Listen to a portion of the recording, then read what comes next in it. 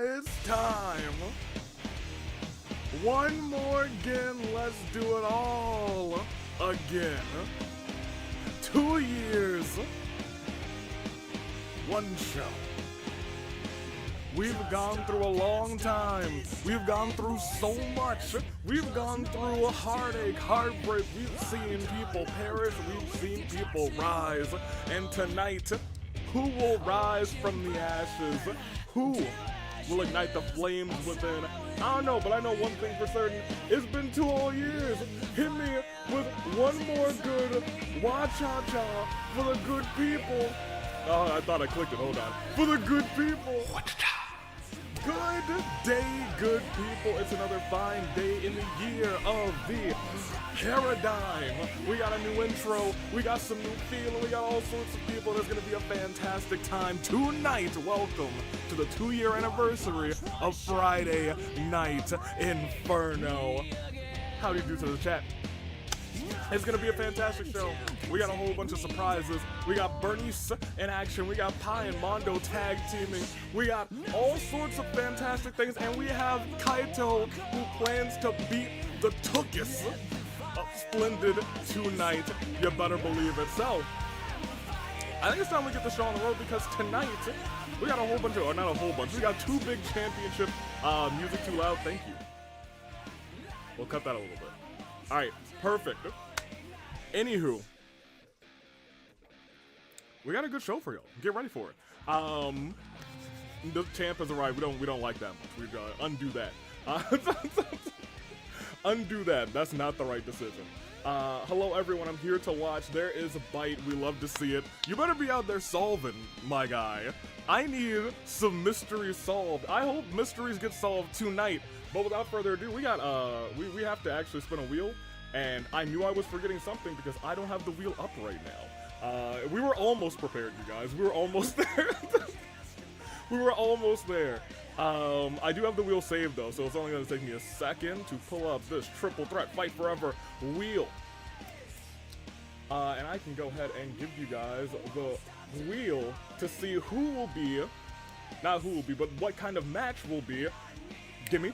Thank you. Defending tonight. In Fight Forever rules, it will be Klee versus your OC of the year versus your breakout person of the year in the same kind of match that Kazuichi stole the championship in. So we might see another title heist tonight. We'll see. It's tables, ladders, and chairs, baby. We'll see how it plays out. All right. Without further ado, I can get you guys your polls at the very least. Actually I can't. Well, I mean, I guess I can. I can just put like OC of the year and whatnot. So first of all, get this wheel off my screen. Get it out. Get out of here. Get out of here. Excellent. Alright, so we're either here for 5 minutes or 50 minutes. Exactly. There's no in between with tables, ladders, nor chairs. So we have Fight Forever. It is Klee, OC of the year, and Breakout, star of the year. You know what? I'm not fixing it. Nothing's getting fixed there. That's gonna be good enough. Y'all like it when that happens.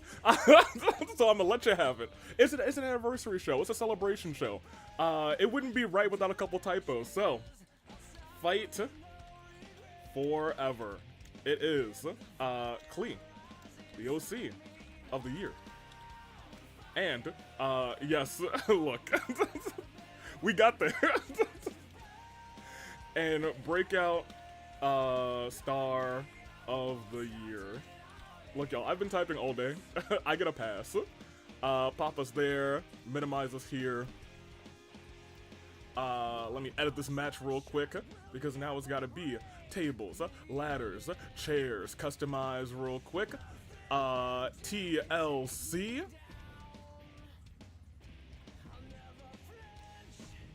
Triple threat TLC. Yeah, this, you know, I figured it out, you guys. I'm a professional. I know what I'm doing. We've done this for 2 years. Of course I know what I'm doing. That's crazy that you think that I wouldn't know what I'm doing at this point. Crazy that you would think that. Crazy. Crazy and downright insulting, to say the least. We got a whole big show. I'm excited. And I guess we're actually almost ready. And we'll be revealing all of your votes for your year-end awards as we go through the show. A lot of them are competing tonight. So, I mean, you know, it's going to be a good show. It's going to be a good show. First typo of the year. It's probably not the first typo of the year. I'm going to be 100 with you. But it sure won't be the last, baby. Alright, are you ready? Because it's our first match of 2025. And it features Wacha-cha. Your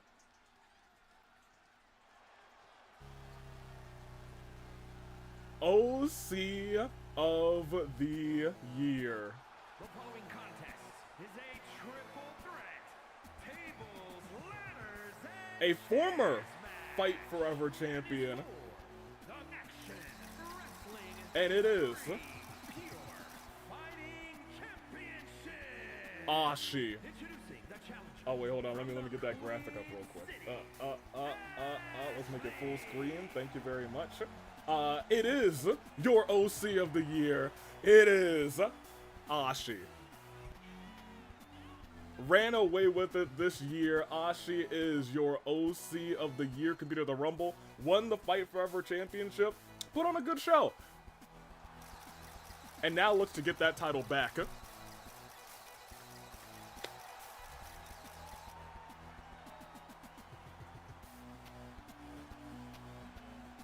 Very good. I'm like jumping around. And I think we all know that music by now. And introducing the challenger from parts unknown. Your breakout female superstar.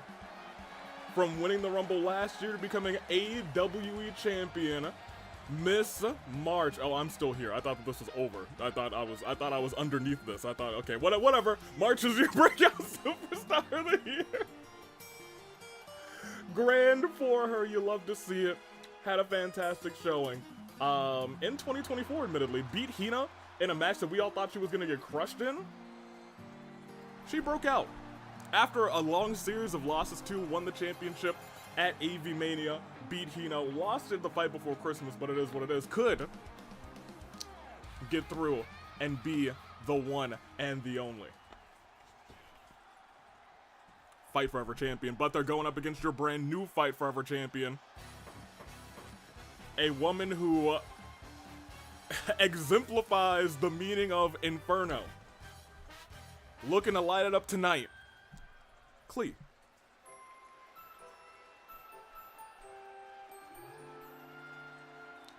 Escorted by her armed security, Klee. And introducing the champion. Won via submission rules, not known for submissions at all, but able to get the job done against Mabel and Navia at the Fight Before Christmas. And she is your Fight Forever champion. And you know what, let's just get this one out of the way, because speaking of her winning this title at the Fight Before Christmas, the best live event was voted. I'm gonna let her blow it up real quick. I'm gonna let her do her explosions. Go and do your thing, so I can say I'm gonna say the. Oh, yeah, go ahead. Yeah, are you done yet, Klee? That's enough explosions. Thank you. The Fight Before Christmas was voted as your best live event 2 years in a row. It was a fantastic show. We had a lot of good action at the Fight Before Christmas. Can it do it 3 years in a row is a real question. Fade us right back. Congratulations. I guess to all who competed at the Fight Before Christmas to make that show their own. Very good. Very good. Alright, Klee, go and stretch. We got a show to call. First, okay, so over under 5 minutes. Is this match over 5 minutes or under 5 minutes? Because it is a TLC match, so it could end in like 2 minutes. And it's triple threat. We'll see. Ashi, OC of the year. Miss March, Breakout, Superstar of the year. And of course, Klee, riding into 2025 as champion. We don't have the bell. Alright, well, hold on a minute. Let me go get that bell real quick. Alright, let's see. Just a little Taco Bell ding, MP3. Thank you very much. This match is official. As the match goes on, I say 10 minutes a maximum, 3 minutes a minimum, says Bite, for the Taco Bell champion. At this point, we should have a Taco Bell championship, only definitive matches where the bell doesn't ring. Not for nothing. Don't scare me like that. I'll always scare you forever. The wind. You can't stop me. But right now, Klee focused on Ashi, giving the hands to Ashi. Jeez Louise. As a kick right to March. Klee with the reversal. Champion going strong, taking out both the Breakout star and the OC of the year. Klee the only person standing and clearly not going after the championship yet, saying, oh my gosh, need to do a lot more damage. But at this point, March has a real world possibility as Ashi's kind of just groggy on the outside. I think these three women may be more focused on trying to beat each other up than trying to get to the title, which means a great show for us. Let's be real. Oh, hold on. Dropped on the neck. Klee puts a ladder up. And a punch right to the jaw. Ashi climbing up quick. And Klee following suit. One rung already done on this thing. Could we get two? Oh, it's not looking like two. Repeated hits. Ashi in danger. Ashi, oh, fires back on Klee. March going after Klee instead. Klee, oh my gosh, gets yanked down. Ashi goes right back after the title. But Ashi getting attacked from all sides now. They're playing a dangerous game as Ashi goes flying to the ground. Klee back up. Has the championship in her grasp. March was thinking about going after Ashi for a second. Klee with the quickness. Oh my gosh. Did you see her? She was like 1, 2, and not quite. Oh, but Klee may be on the verge of retaining that. Oh, might be on the verge of taking March out of action. March delivers Klee, sends her flying to the ground. She just has to reach up just like she did at AV Mania 3. Can she do it? No, they dropped the ladder from her. March was inches away from grasping onto that title and instead goes falling down. Cheeks first in betwixt the ladder. My gosh. The over is still alive, right? Who would have thought, oh, it might not be alive for long because look at who's got the ladder in her hands again and look at everyone else not focused. Yeah, Ashi's champion. It's over. They're focused on each other. And March stops Klee. And Ashi's champion. 2-time Fight Forever champion. Oh my gosh.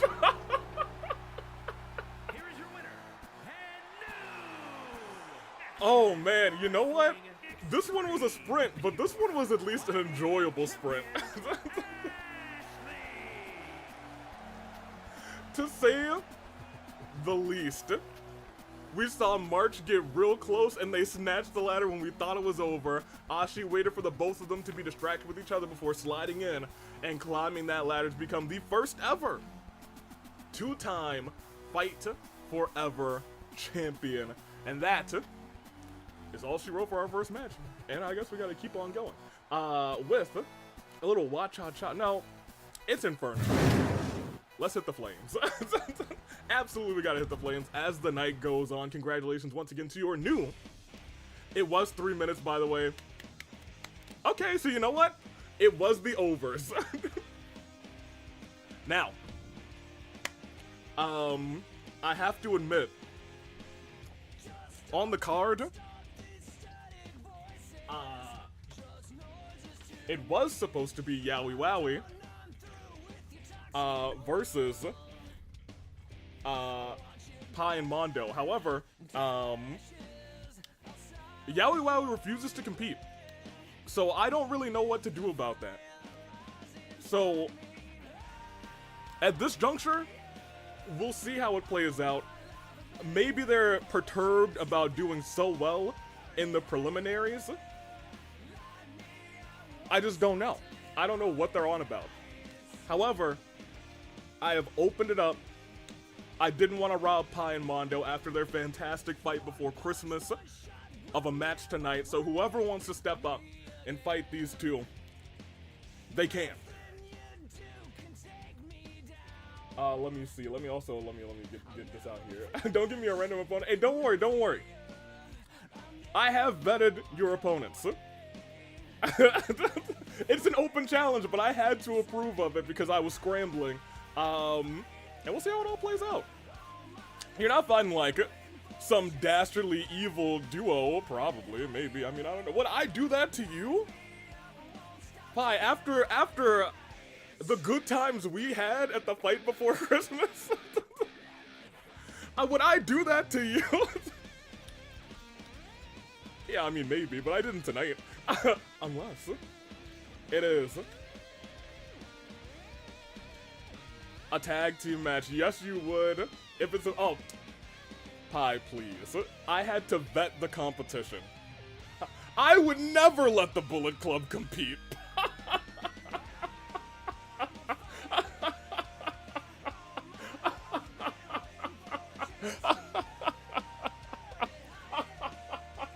Alright, let me get this Twitch file out of the way. Alright, here we go. Here, let me see. Man, please, you didn't. No, of course it's not that. No, that laughing was me legitimately laughing to say, screw the Bullet Club. Yeah, screw them. It is tag team action. It is. There you go, Twitch. Let's see who it is. Together. It's gonna be a good time. You know what? What could possibly go wrong? As the show ignites.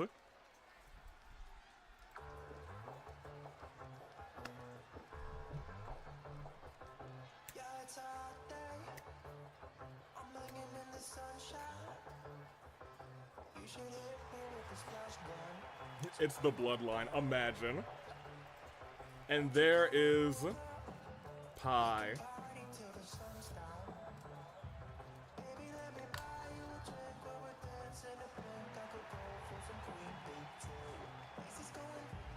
And there is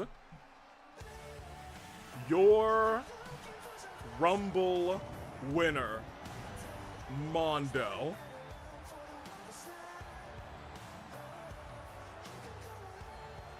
I don't know if they've fought together ever. I don't know if they've really fought together before. Nah, I don't know.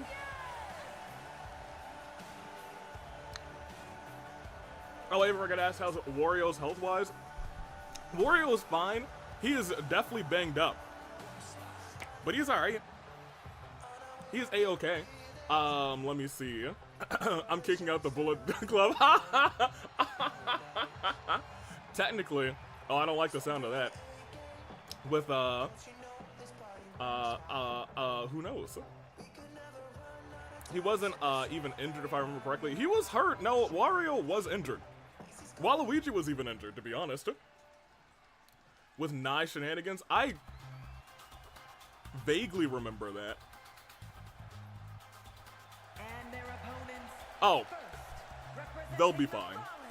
From the Wild West, weighing in at 169 pounds, Cowboy. Yeah, the boy flop, they're gonna be fine. Is this a 2-on-1 match? Lamau. Hey, beat up this cowboy. Someone tell me, what has Kevin ever won?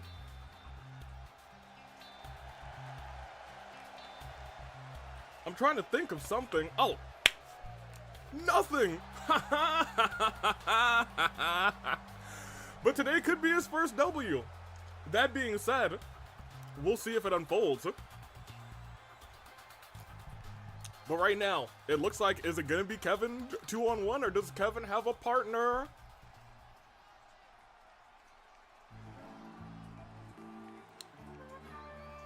But would you look at that?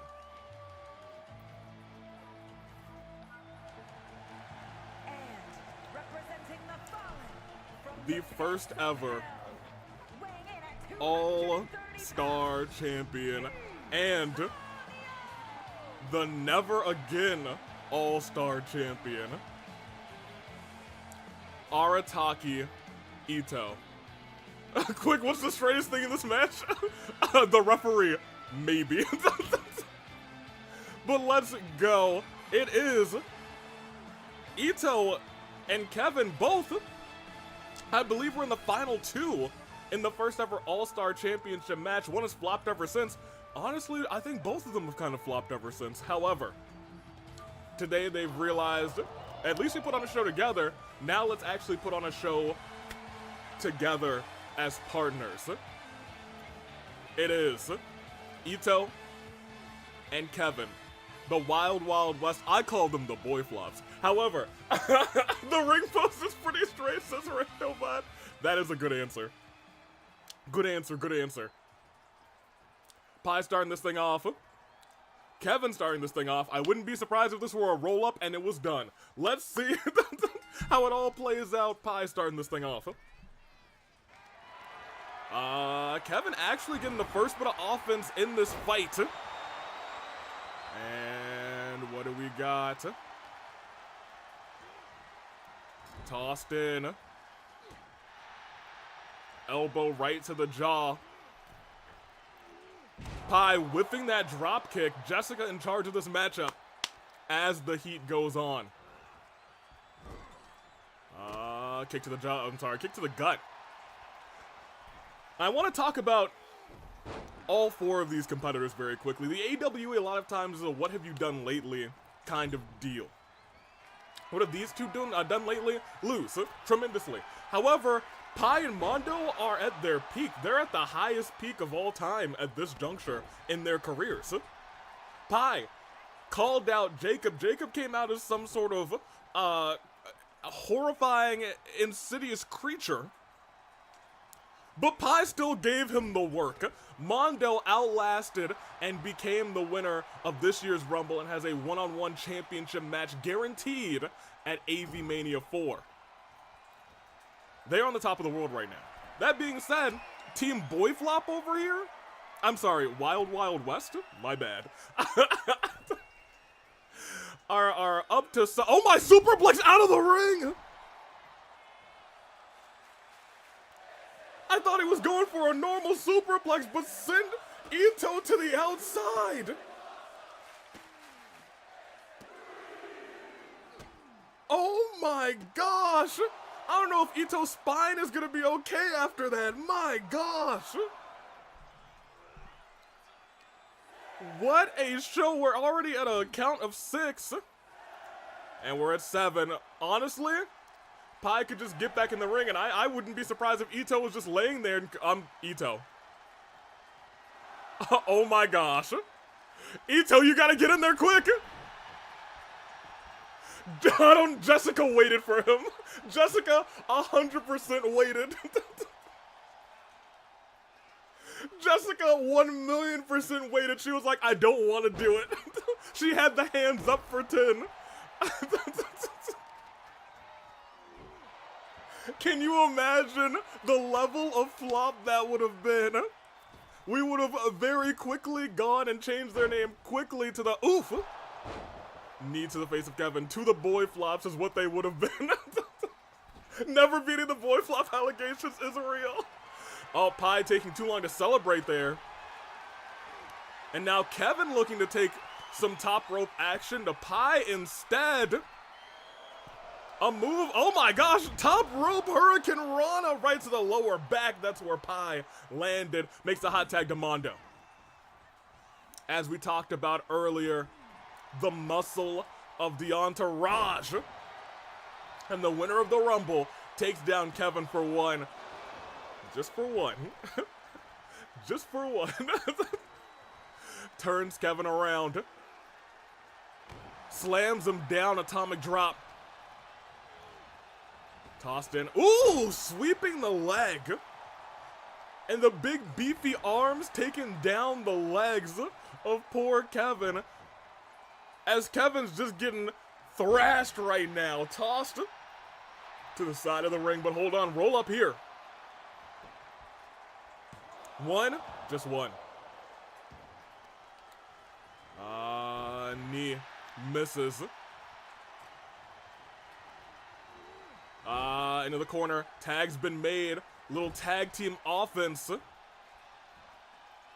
As, oof. Taken down, but a kick right to the head. Kevin's trying to stay alive in this one, but not working out very well. Maybe turning things around, and he's turning Pie all over the ring.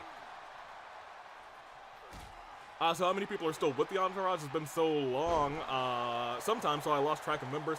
I think Mondo is an interesting case, because for a lot of his AEW career, he's been essentially brainwashed. If we're gonna be 100. I digress, though. Pie stunned. Ito taking it to him. Now, I want to point out, before his incredible victory at the Fight Before Christmas, some could consider potentially Pie to be a boy flop as well. Pie had only, I think, ever really won at the Fight Before Christmas prior. Lost his job, had to blackmail me to get it back.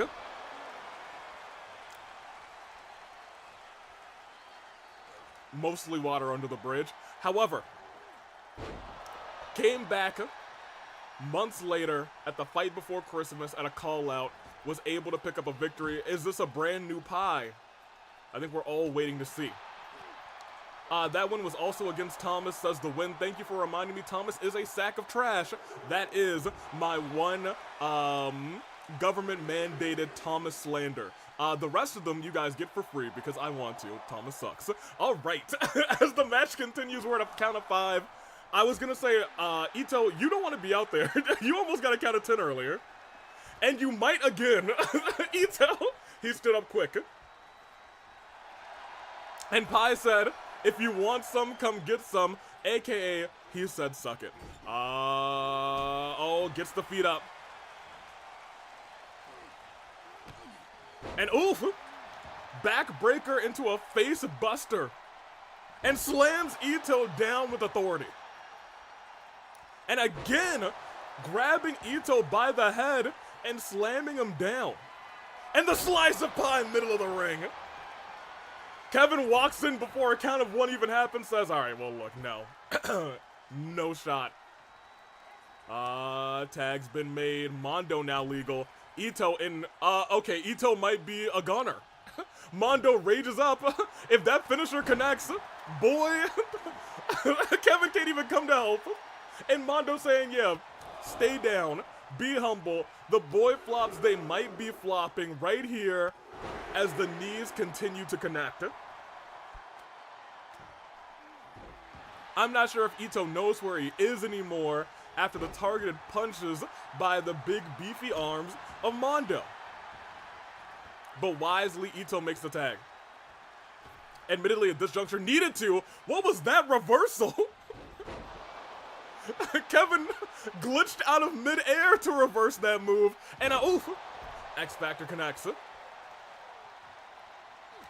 Kevin, I think out of everyone in this match, needs this win. Needs this W, but after a flop like that, who knows if he's gonna get it. Toss in the corner. Tag's been made. Lifted up. Rolled through. Oof! And then moonsault, but they ain't done. My gosh! Count to infinity. He's out of this 1-1. Ito makes it in time. But Ito can't come and help anymore. My gosh. Pie not too happy about that, saying, did you see all the work that we just did to take Kevin out? And now it's going, oof. Shot for shot, blow for blow on Ito. Pie stepping out of the ring. Why is Pie stepping out of the ring? Is he trying to bait Kevin out of the ring? For what reason? On the outside, turned around, exhibiting a show of strength as he sends Kevin swirling through mid-air. And I want to pay close attention to the bars right now. Look at everybody's, not only their bars, but their body, they're damaged right now. Mondo nearly completely fresh. If they have to contend with Mondo for the rest of the match, oh boy, is it over as a sunset flip over the top rope. Leaves just Kevin and Pie alone in the ring. Pie again, backbreaker, face buster. But a cheeky roll-up. One. For just one. And a blockbuster. Hold on a minute. Ito back up. Kevin really has to make that tag. But it doesn't look like that's going to be the case. Oh, tried to hit that slice of pie from the ropes, but a reversal by Kevin keeps him alive in this fight. Goes over, goes under. What is Pie thinking? Whatever he's thinking, it's over. Because Kevin's trying to turn this match around. But it doesn't last for long as a knee busts Kevin wide open. Into the corner. Flying forearm by the cowboy. But Pie keeps right back up. This time, Pie in the other corner. Kick right to the gut, and a tag's been made. What are these two capable of? We're about to find out.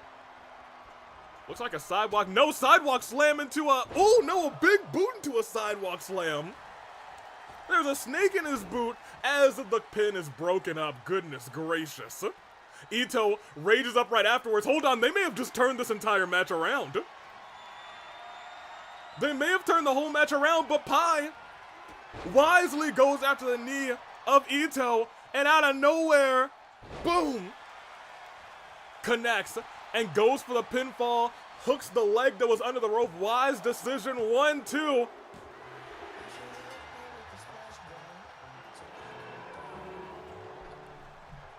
Well, they did flop.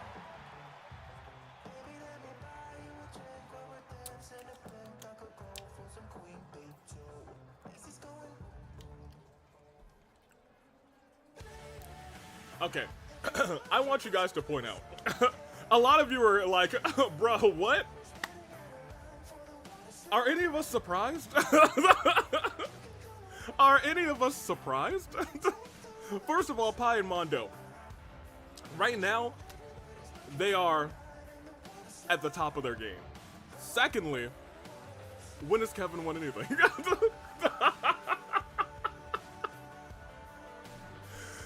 We take those as Zhao Julio. Mondo wins by doing nothing. Pie did do literally all the work in that match. He basically fought a 2-on-1 handicap match. He really did.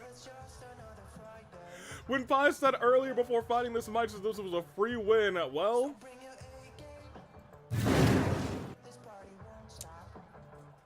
yeah.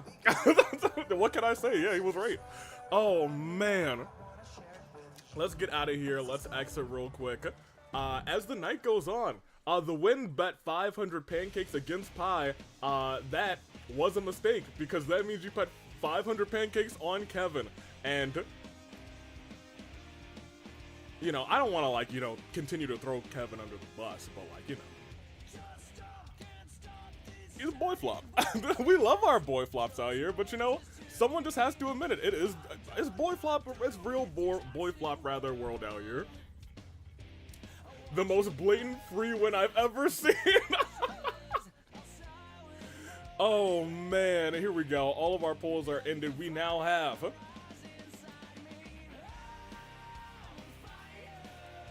Arrow's probably broken. Well, Arrow's gonna have to be out here in the next match.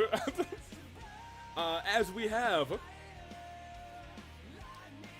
champ versus former champ. As the night goes on, it is Chie. It is Sakura. And I want to point out, these two have fought before, and Chie basically swept, almost. Let me see. It was champ versus former champ. Chie, Sakura. But does that change Sakura's mindset going into this match? We'll see. And this time, I should have typed with Arrow. My bad. I'll do that on Switch. Because I was going to say this time, Sakura has Arrow. And that match is about to begin right now. After I, you know, say things and get the things ready to to be on the screen because I may have to announce something in a second. So let me get it. Let me get ready for things to unfold. Right. Give me this one. Excellent. Yes. Okay. Fantastic. I am prepared now. Oh man. Let's see. I have a feeling. How's everybody doing? It's time. As this show ignites.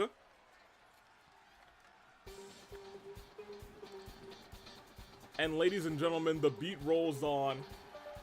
And out first is the former champion. Making her way to the ring from Japan, Sakura. Without Iroh.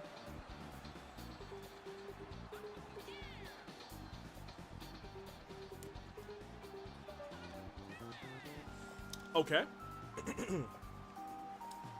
I suppose maybe Sakura just told Iroh to stay back or something of that nature. Usually Iroh is hopping for joy at this point to kind of go out there and be by Sakura's side, which is crazy. That's the heel of the year. Wild. Oh man. I don't think that's our heel of the year, but I can tell you that coming out now, after last year being the Breakout Superstar of the Year, this year's Female Competitor of the Year, it is Chie. Well deserved. You love to see it. She's on top of her game. She started off, and now she is Female Competitor of the Year. It is official. Here, I'll text them. Maybe they're sick. Win this for the investigation team, says Laura. Where's Iroh? I'm sure Iroh's fine. I suppose. I hope there's nothing wrong with the both of them. They're one of the most beloved duos in the AWE. Maybe less so recently, since Sakura's had some potential behavioral issues, to put it lightly. That being said, it's one-on-one, and it starts right now. Sakura going quick on the attack on Chie, saying, oh, no. Not after all that I've done to get that championship.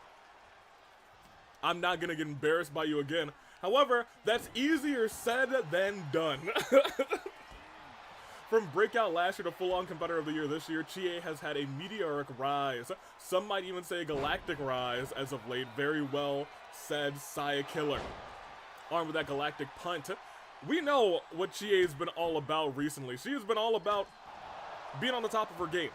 She took like not a huge break in the middle of the year, but that tail end of the year, people all remembered why she is the master of the miracle kicks, why she is the savior of the galactic punt, why she is main event Chie. Oof! Reversal by Chie, sending Sakura down. Referee gonna count? Okay, there we go. Referee did indeed count. Count of two.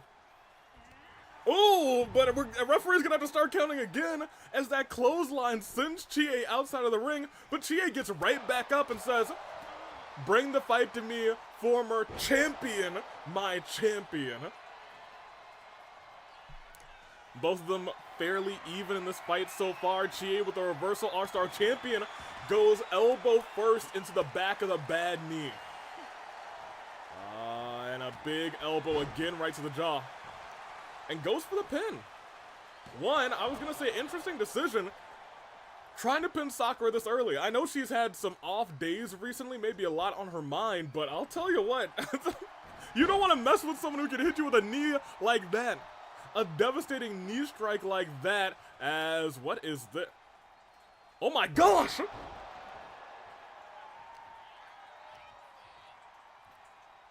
What was that pile driver? That's not something we often see from Sakura Ogami. 1, 2. Goodness gracious. It's like Sakura was trying to hurt Chie with that move. Goodness. And after the pile driver, continuing to target the head and neck of Chie with that kick. 1, 2, and Chie already burns resiliency. We are seeing a complete turnaround from their last one-on-one match. Last time it was all main event Chie until the final stretch where Sakura tried to come back, but Chie won it in the end. This time it's been all Sakura, and Sakura is not letting up. After that elbow, Sakura's pulling all kinds of moves out of her tank. An elbow drop to the outside, continuous kicks to the gut and the back of the neck. And she's nearly completely fresh. This is, it feels like the most vicious fight we've seen from Sakura in a long time, maybe ever. Maybe really misses that title a ton. More than one might consider. And now she has to be back on the hunt for one, but Chie not gonna give up so easily. Taking Sakura down. Still has a chance in this fight, but gonna have to really come back. And you know what? Maybe she heard it, because look at that galactic punt. Came back just like that, lifts Sakura Ogami up. Has her in the corner. Sends her down. And Chie's thinking, top rope. Begging for Sakura to get up. And now we see that punt. That galactic punt from the sky, and she's not done yet either. Saying, I know you can't. Dodge this. 1, 2.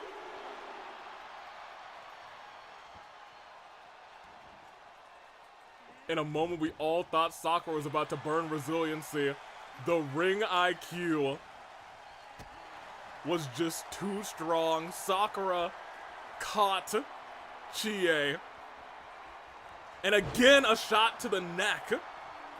The head and the neck. And Sakura rages up, ready to kick Chie in the face again. Just like this, ladies and gentlemen, we may have just seen our all-star champion get rocked by the former champ. 1, 2, and that is 3. My gosh. Wait, Iroh. Iroh is here. Why wasn't Iroh out here earlier? Oh, that was tense. Is there something we don't know? And no hands were thrown, but oh my gosh, a tense stare down with Sakura. What's going on? A tense stare down. Oh my gosh, something's very wrong. If that happened, that tense stare down, no shots were thrown, but what's going on?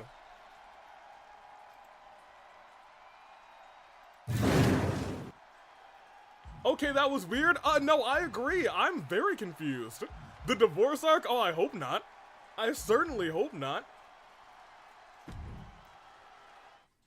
What's going on?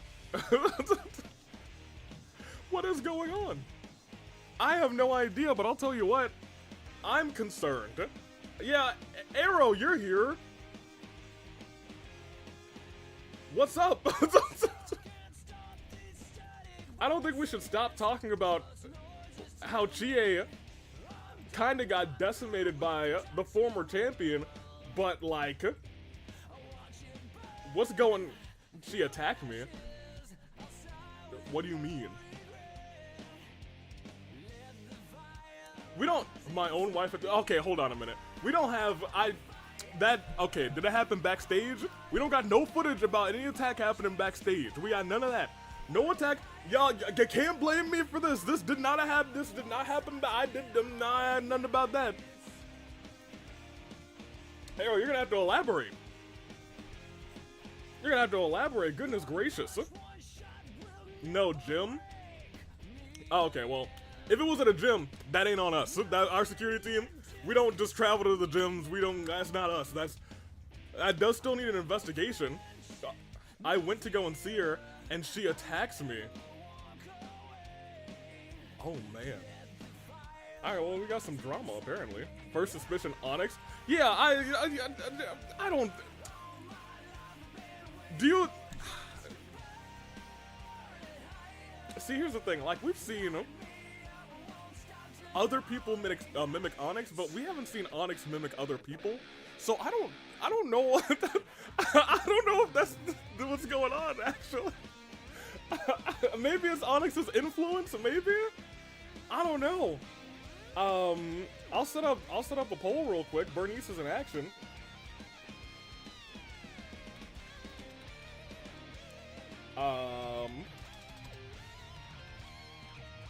And I'll keep reading what's going on in chat. I'm just as surprised as the rest of you guys. Jeez Louise. Let me see. Burnice, go in action. Against... Perfect. And let's just set that up and I'll start it whenever the match starts. It was Sakura. Not with Iroh, surprisingly, though. AV watched the Hunger Games episode from today. I haven't had an opportunity to watch the Hunger Games episode from today. I've been very busy. If it didn't happen on AW property, we're not legally responsible. It does suck, though. I stood by her side. Even when I thought she was doing wrong, I stood by her side, and she attacks me. Oh, man. How funny is that? Oh, man. It's not funny. Oh, man. This kind of hurts to read. It hurts my heart.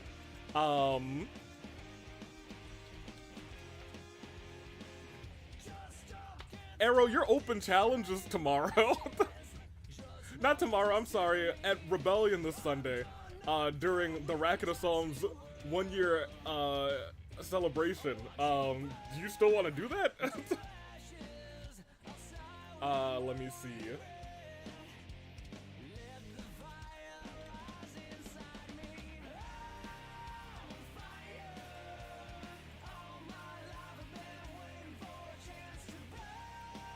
I did literally everything for her, everything I could do to stand by her to try and keep her safe. It's not funny for Cecil.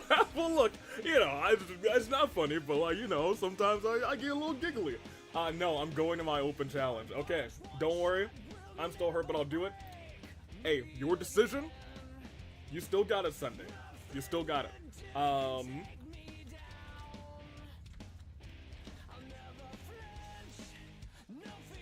We'll keep up with what's going on in chat as we start this match. I don't know. Iroh might need additional security. I didn't know this had happened.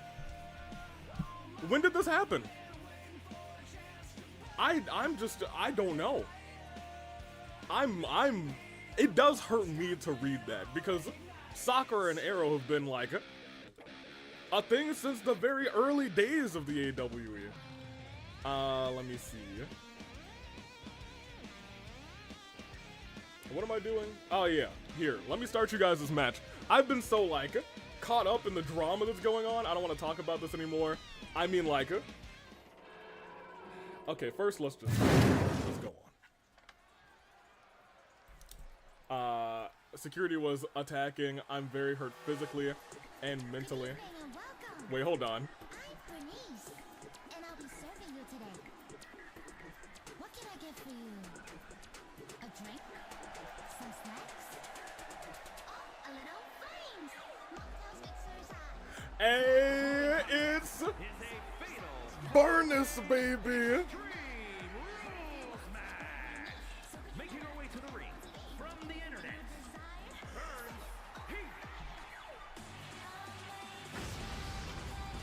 Wait, my stage. Please don't blow up my stage. Wait, hold on a minute. But like, yeah, Burnice is here, saved us all from the Sakura win.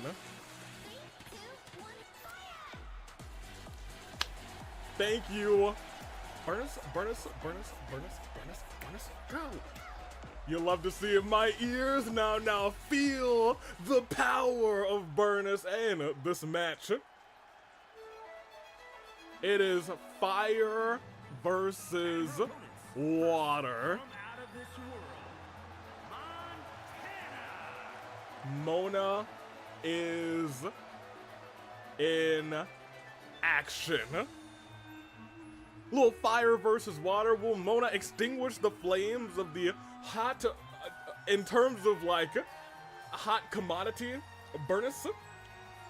Or will Burnice take down one of the AWE faithful? We'll see it in Burnice's first singles match, maybe in this night. We'll see how it all plays out. Oh my gosh, the world's like Mona. The audience loves them some Mona. Oh man, no, it is not a singles match. I take it all back. It's apparently fire versus water versus fire. Because our Slayer of Ghost is also here.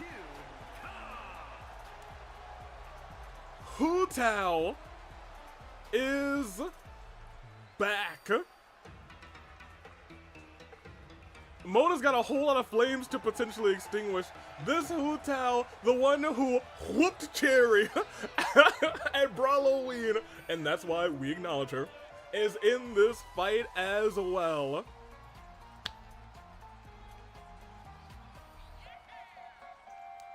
You love to see it.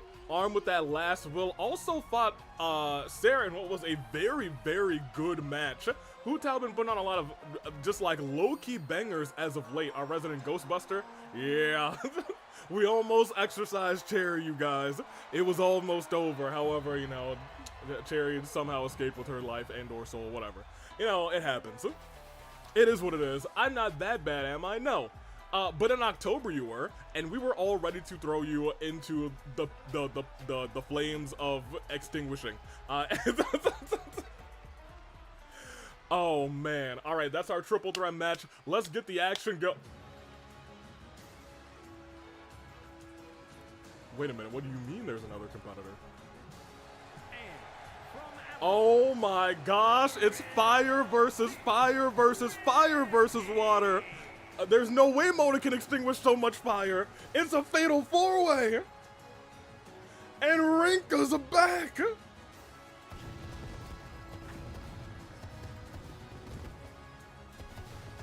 My gosh. Burnice said the more the merrier. As far as I knew, it was just going to be Burnice versus Mona. But I think Burnice was like, oh, do you want to fight too? Sure, come to the match. Goodness gracious. Well, I guess the show goes on. Burnice allowing a bunch of people into this fight. The head of the Flame Tribe table, if that ain't the truth. My gosh. Rinka in her first, like, match that involves pinfalls in a very long time as well. Fatal 4-way action. No rules. Go ahead and get that pin in the ring. We'll see how it all plays out.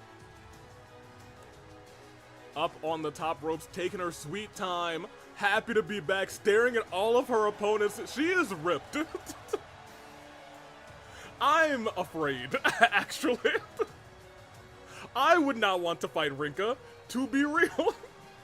Flair said, I'm glad I'm not there. Oh, you could have also been, who knows? Maybe there's a fifth one. We could have ourselves a fatal 5-way. Oh man, children do fight here, and several of them. That is fair. That is the truth, to be honest. As the night rolls on, Burnice Go versus Mona, the only Hydro Water character here, facing off against more fire in Hu Tao and the leader of the Flame Tribe in Rinka. It's fatal 4-way rules. Goodness gracious. But very quickly, Mona going after Rinka. Maybe Mona does have it in her to extinguish the flames. Or maybe not, because Rinka just tossed Mona with relative ease. Burnice sends Rinka down. This is going to be a hard-hitting match. I hope y'all know. 4 competitors, 2 who put on bangers recently, 2. I guess 1 who saved us all in the Rumble match. And then there's the one who we have been waiting to come back for a long time, armed with the spear, the nastiest spear in the AWE. Oh, look at this. Hu Tao's looking like she wants to be the one to go. Goes in between the two components. Wait, what? Where'd she go? Hu Tao? Did she turn into a ghost? What just happened? Hu Tao? How you do that? She used the power of Ghost to somehow hit that move. Only in the AWA. My gosh. What a show. Oh man, all right, Rinka. Getting taken down by Burnice. Mona laughing at Hu Tao. I'm not sure if that was... Okay, everybody's getting their tauntaun for some reason. I'm not sure if that's the best idea. Table in action. And not only is the table in action, the table's set up. And she's doing the silly churl. She's dancing with them. Everyone is getting their tauntaun. Mona trying to keep things in the ring. Knows pinfalls have to happen there. And as soon as I said that, Mona leaves the ring. So, you know what? That's what we call commentator's curse. Oof! Burnice actually taking it to Rinka right now. It's been kind of a move-for-move debacle between the two of them. As Rinka gets thrown, Mona still celebrating. I guess really, really has some sort of thing going on with Hu Tao, apparently. Who would have thunk? Burnice getting tossed to the outside. And now Mona alone in there trying to extinguish all of these fires. Roll through. Burnice back on Mona. Fire versus fire versus fire still happening. Mona trying to intervene. Rinka getting another weapon into the fray. Mona trying to send Burnice into the ring. Didn't work. Oh my gosh. Did you see that combination as Mona was coming down to hit that code breaker? Rinka bashed the light stick into her back. My gosh. That's the brutality we were missing, apparently. Oh, I was gonna say, as Mona may have just gotten fed. Oh no, didn't get fed to Rinka. Rinka actually got reversed there. Is Mona going to be the one who takes down Rinka? No, misses. Rinka dodges out of the way, but not this time. Wait, Rinka reverses again. Face first goes Mona to the trash can. Rinka goes flying, gets pulled back into a knee. Mona lifting Rinka up. Oh my gosh, split leg drop by Burnice. Ooh, heavy clothesline. All four competitors back. Also, I don't think I said welcome in Kuzu, but welcome to you. As I think Hu Tao was thinking about that nasty kick we know so well. Oh man, tossed onto the ropes. But a spear of her own. Hu Tao with a spear. My gosh, but Rinka, did you see her just stand up out of it though? She was like, your spear ain't nothing. I eat those for breakfast. 1 count. We got a whole lot of match left. Turned around. Shot to the back of the neck. Oh, this is a sleeper. Oh, deep sleeper too, but Mona's able to get out of it quick. Hu Tao's getting tossed around by Rinka. Hold on. Hu Tao with the reversal. I think everybody's starting to work together against Rinka, knowing that she is the powerhouse and the threat in this matchup, but don't take anyone else lightly in this fight either. Because look at this, turned around into that clothesline. Mona's going wild, on to the Rumble winner for 1, 2. Burnice kicks out of 2. Mona does have that signature built up. Oh my gosh, Rinka just tossed Hu Tao into the table. Table goes flying. Mona looking to dethrone the Rumble winner right here, right now. And another code breaker. But Burnice stands right back up. Might not be, oh, look at that. Burnice stops herself. Very rare do we see someone stop themselves with the momentum they have on the ropes. As a ladder's brought into play too. There's, the ladder's actually stood up. And another spear by Hu Tao. Rinka again though just stands right back up. It's like her spear don't mean nothing. Toss back into the ring. Rinka begging for her to get up. I'm not sure why. On the ropes. Ooh, whatever Burnice was thinking is not gonna happen. Into the ring. Oh, toss to the outside. And look at this. Rinka dead focused on Hu Tao. They don't like each other anymore. Oh, I think they were both going for potentially a spear on that one. Wicked kick right to the jaw. Burnice is struggling against Mona. Mona, a seasoned competitor. Burnice, just new to the AWE, trying to get a sense of how to wrestle as Mona goes for the pinfall. Burnice down for one, for two. Kicks out, no resiliency. Keep that in mind. Up on the ropes, but missed out. Burnice waiting. Oh, it's the fireball! Use the flames!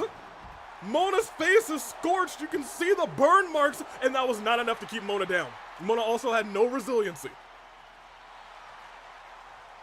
Can you imagine? This fight could have been one-on-one, but they're still kind of having their one-on-one right now inside the ring. Reversal there. Mona turned around. And again, locking in that hold in deep. Stomping on the feet. That's not even Burnice's finisher. And turned around again.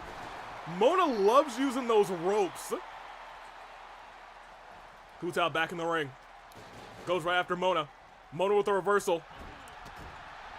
Flipped around. Rinka sends Mona into the, oh my gosh, the last will connects, and so does a German suplex. Burnice might be out of this thing. Mona could be out too. 1, 2, resiliency burned on the both of them. Oh my gosh, a double kick out. What a match. What a match, my gosh.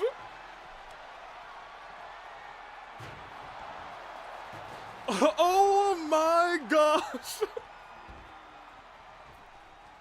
What a world we just saw. Oh my gosh, look at this. Burnice frantically trying to take down Rinka. 1, 2. Rinka kicks out, no resiliency again. Burnice still not using that finisher. Oh, Hu Tao was going for that spear. Mona dodges out of the way on the outside. Burnice realizing she's got a whole lot of fight left to do. Turns her around. Oh my gosh, the mixer connects. Burning hammer by Burnice into the pinfall. Rinka's resiliency might be gone too, but she doesn't have any right now. Rinka does not have, oh my gosh.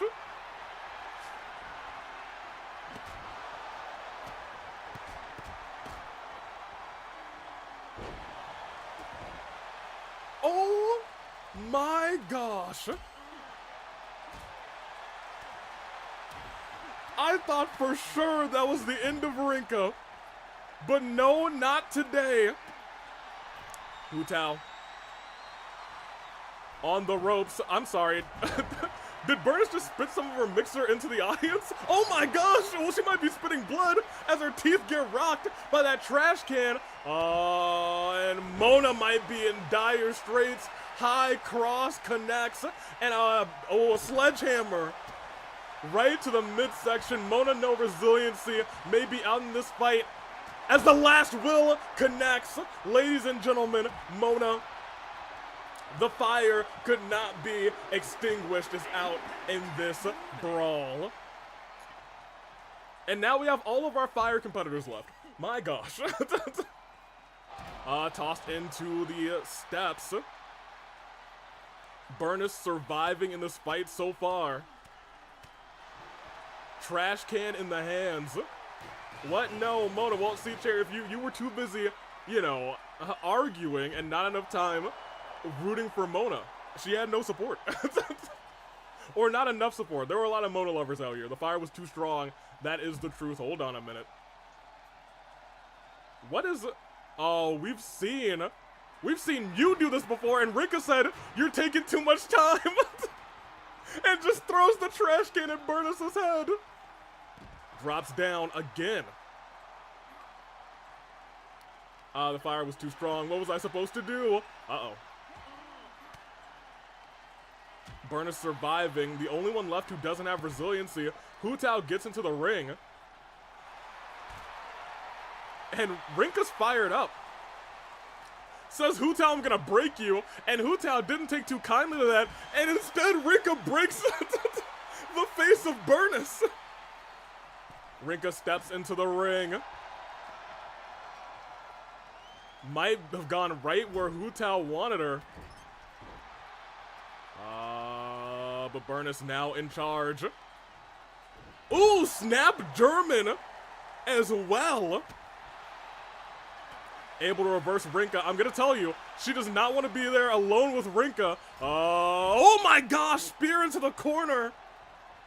And a German, no, not even a German suplex. It was a belly to belly. Last Will tried to connect. Rinka's on fire. No pun intended. 1, 2, kick out by Hu Tao. No resiliency burned. My gosh. I think Hu Tao was thinking about using that vision. But I'll tell you, Burnice chose the wrong person. Burnice ran past the spear. Burnice lucked out, but didn't luck out that time. Oh my gosh, cut her in half. Hu Tao breaks it up. Hu Tao said, I'm not done with you, and Rinka not happy about it. Choke slam with authority. Oh my gosh. 1, 2, and Burnice says, I'm not done with her either. What's going on? What's going on? What? Oh my gosh, dropped on the head. Goes for the pinfall. No, this is crazy. 1, 2, Hu Tao burns resiliency. Rinka's furious. Rinka with the reversal. Hu Tao takes a step back. They're teaming up against Rinka. I think they're starting to realize, oh yeah, no shot we beat her. There's no shot we can defeat her without each other. Burnice rolls out of the ring. Wicked kick by Hu Tao. Goes to try to go to the corner, but Rinka was just too fast. Rinka too fast. Oh, last will connects in the corner, nowhere to go. Rinka might have to burn resiliency. 1, 2, and at this juncture, it is anybody's fight. What a turnaround all of this just had. What a fatal four-way these two are putting on in the first Inferno of 2025. Sledgehammer to the gut, saying, if I have to brutalize you and take you apart, bit by bit, she tried to hit the burning hammer, but got caught with the spear. Oh my gosh. She turned her around for the Burnice burning hammer, and Rinka connected with the spear. What a combination. And Hu Tao is in grave danger, no pun intended. My gosh. Running through, goes under. Drop kick right to the chest. And moonsault standing up. Rinka, body injury and not feeling so good anymore. Reverses that. Hu Tao getting rocked. Hu Tao with the reversal. Rinka maybe getting hit with another moonsault. Connects. All this damage to the injured torso in her first real night back. And the spear! And the spear connects! 1, 2, and roll. Hu Tao kill what?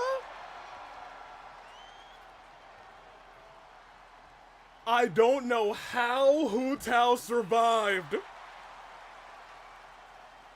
But Rinka, clearly not happy about it, goes diving as well. I'm shocked. I am shocked. My gosh, and throws a chair right to the head of Hu Tao. Body also injured on Hu Tao. Yo, what a match they've been having. What a match! They are giving it their all to make their mark in 2025. Rinka rolls out of the way, knows that she's been teamed up against several times in this fight, running clothesline. What is Hu Tao thinking? Goes through, big clothesline, sends Rinka down with all of the authority with that shot. Could be enough to take down the no, it's not. Oh my gosh.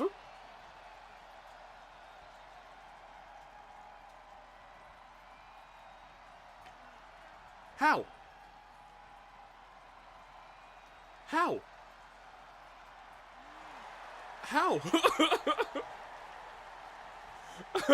Tell me how! Someone, oh my gosh, threw it right into the eye! Right into the eye of Rinka. Hu Tao goes to the top rope, begs for Rinka to get up. This could be the closing moments of this fight. Crosses their arms, misses the dropkick. Oh, reversal by Rinka, and she may be sending Hu Tao for a ride. Send her high and dry. Gets the sledgehammer for good measure. A couple extra shots. And Rinka says, AWE, I'm back. My gosh. Goodness gracious. Throws Hu Tao into the ropes, and the spear misses. She lives. She lives, in a spear by Hu Tao instead. Goes for the pinfall. It could be all over. 1, 2. Hu Tao steals it. Oh my gosh. Y'all. Here is your winner. What a fight. What a match. Taste of Her Own Medicine beats Rinka with the spear that connected on so many other people in this fight. Oh my gosh. Whew. Y'all, that was intense. Hu Tao was unfamiliar with her game. Yo, I was unfamiliar with both of their games. That final two, crazy. And to think about it this way, Burnice was about to hit that burning hammer. As she was starting to lift Hu Tao up, Rinka caught her with a spear. Nuts. Absolutely nuts. There were so many great combinations in this fight. The double kick out, because I don't think anyone was sure who the referee was counting for, so they both burned resiliency. Man. Oh my gosh. Wacha-cha's out of here. Goodness gracious. Congratulations to Hu Tao. Whew. Y'all, I don't know what else to say. Not for nothing, it was just a good show. As they say, a jolly good show, and our match card continues onward. It is. Hu Tao had the least support. However, put on a match of the year contender, and it's only day 3. We have the other, oh, I need to exit this match. I don't know what kind of match this is supposed to be yet. Fight Forever. It is Pimp Boy. It is Iroh, and it is OC of the Year. Last OC of the Year won the title. Will this OC of the Year do it as well? Let's give it to Twitch as well. Choose outcome. It was Hu Tao. It looked like it should have been Rinka, but Rinka missed the spear, and Hu Tao hit one of her own. Predictions. It is Fight Forever. It is Kazuichi, because I know what you're like, Twitch. I know what you are. It is Iroh, and it is OC of the Year. Now, let's get the wheel. Burn. Yeah, hi. Because I need to edit the match. Give me the wheel real quick. Thank you. Let's spin this bad boy, because last time we had ourselves... Yo, this wheel loves two things. It loves submissions, it loves dojos, and I guess it also loves TLC matches. But ladies and gentlemen, just like the triple threat match that we had at the Fight Before Christmas, somebody gonna have to tap tonight. And I'm not sure, again, if anybody here is a submission specialist. We're about to find out, though. I, however, need to quit this match. Because it is not a submission match. The wheel has spoken. Skipperoonie and Skipperoonie. Thank you. Also, I do know now that Iroh is injured, but we already knew that. Let's see. Good on you, Hutao. I didn't think it was gonna be you. Neither did chat. Let me see. Customized match. It is now a. Let me see.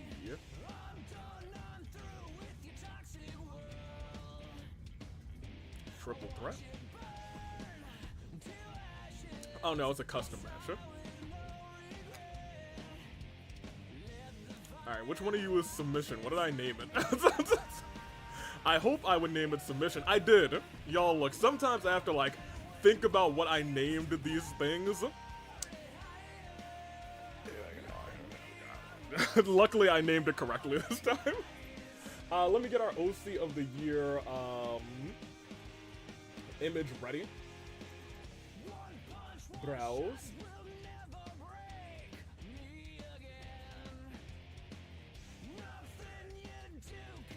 And there you are. Okay, and we're actually ready. Let's do it. This match is gonna be hot. Hot. Here we go. And out first, it's your boy Unka.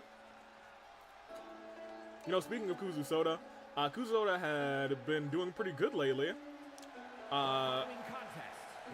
Rather, could that possibly warrant a Kuzusoda return? Wink, wink. Who knows? Who knows?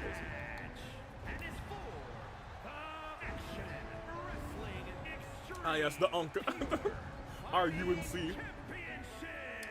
Fresh off of murder. Because he did kill a man. Let's be real. Let's keep it a buck. He murdered Akechi. Akechi's not actually dead, but boy, did it look like he had died. Man. Title's on the line. You're dang right it is, Sonic. Let me see. I gotta catch up on a whole lot of chat. As a fellow Pimp, I have to root for the Pimp boy. I don't think Iroh or Cass has a submission finisher. I don't think so. I think Iroh might have some finisher in his arsenal. Not at a finisher. He might have like a tertiary signature. I'm not sure. If the OC of the year is who I think it is, I'm going to scream. Iroh killed someone live on air, and somehow we don't get sued. Hey, that man's asked for it. And there he is, our OC of the year. It is the golden era continuing. Golden was your OC of the year. After almost perishing backstage, winning the title at AV Mania 3. Fade us back in. It is golden. So this is fine. Oh man. Hey, I don't have any dirt on him, just surprised. This I love, the woos. Wow, Golden, I'm so surprised, if anyone can tell. I'm being sarcastic. Golden has had a great year. I was gonna say, there's like, you could have said Jacob, but like, who's really gonna vote for Jacob? Because that guy sucks.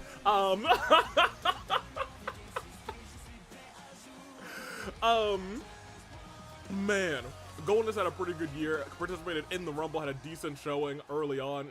As decent as you can get with an early number. And lastly,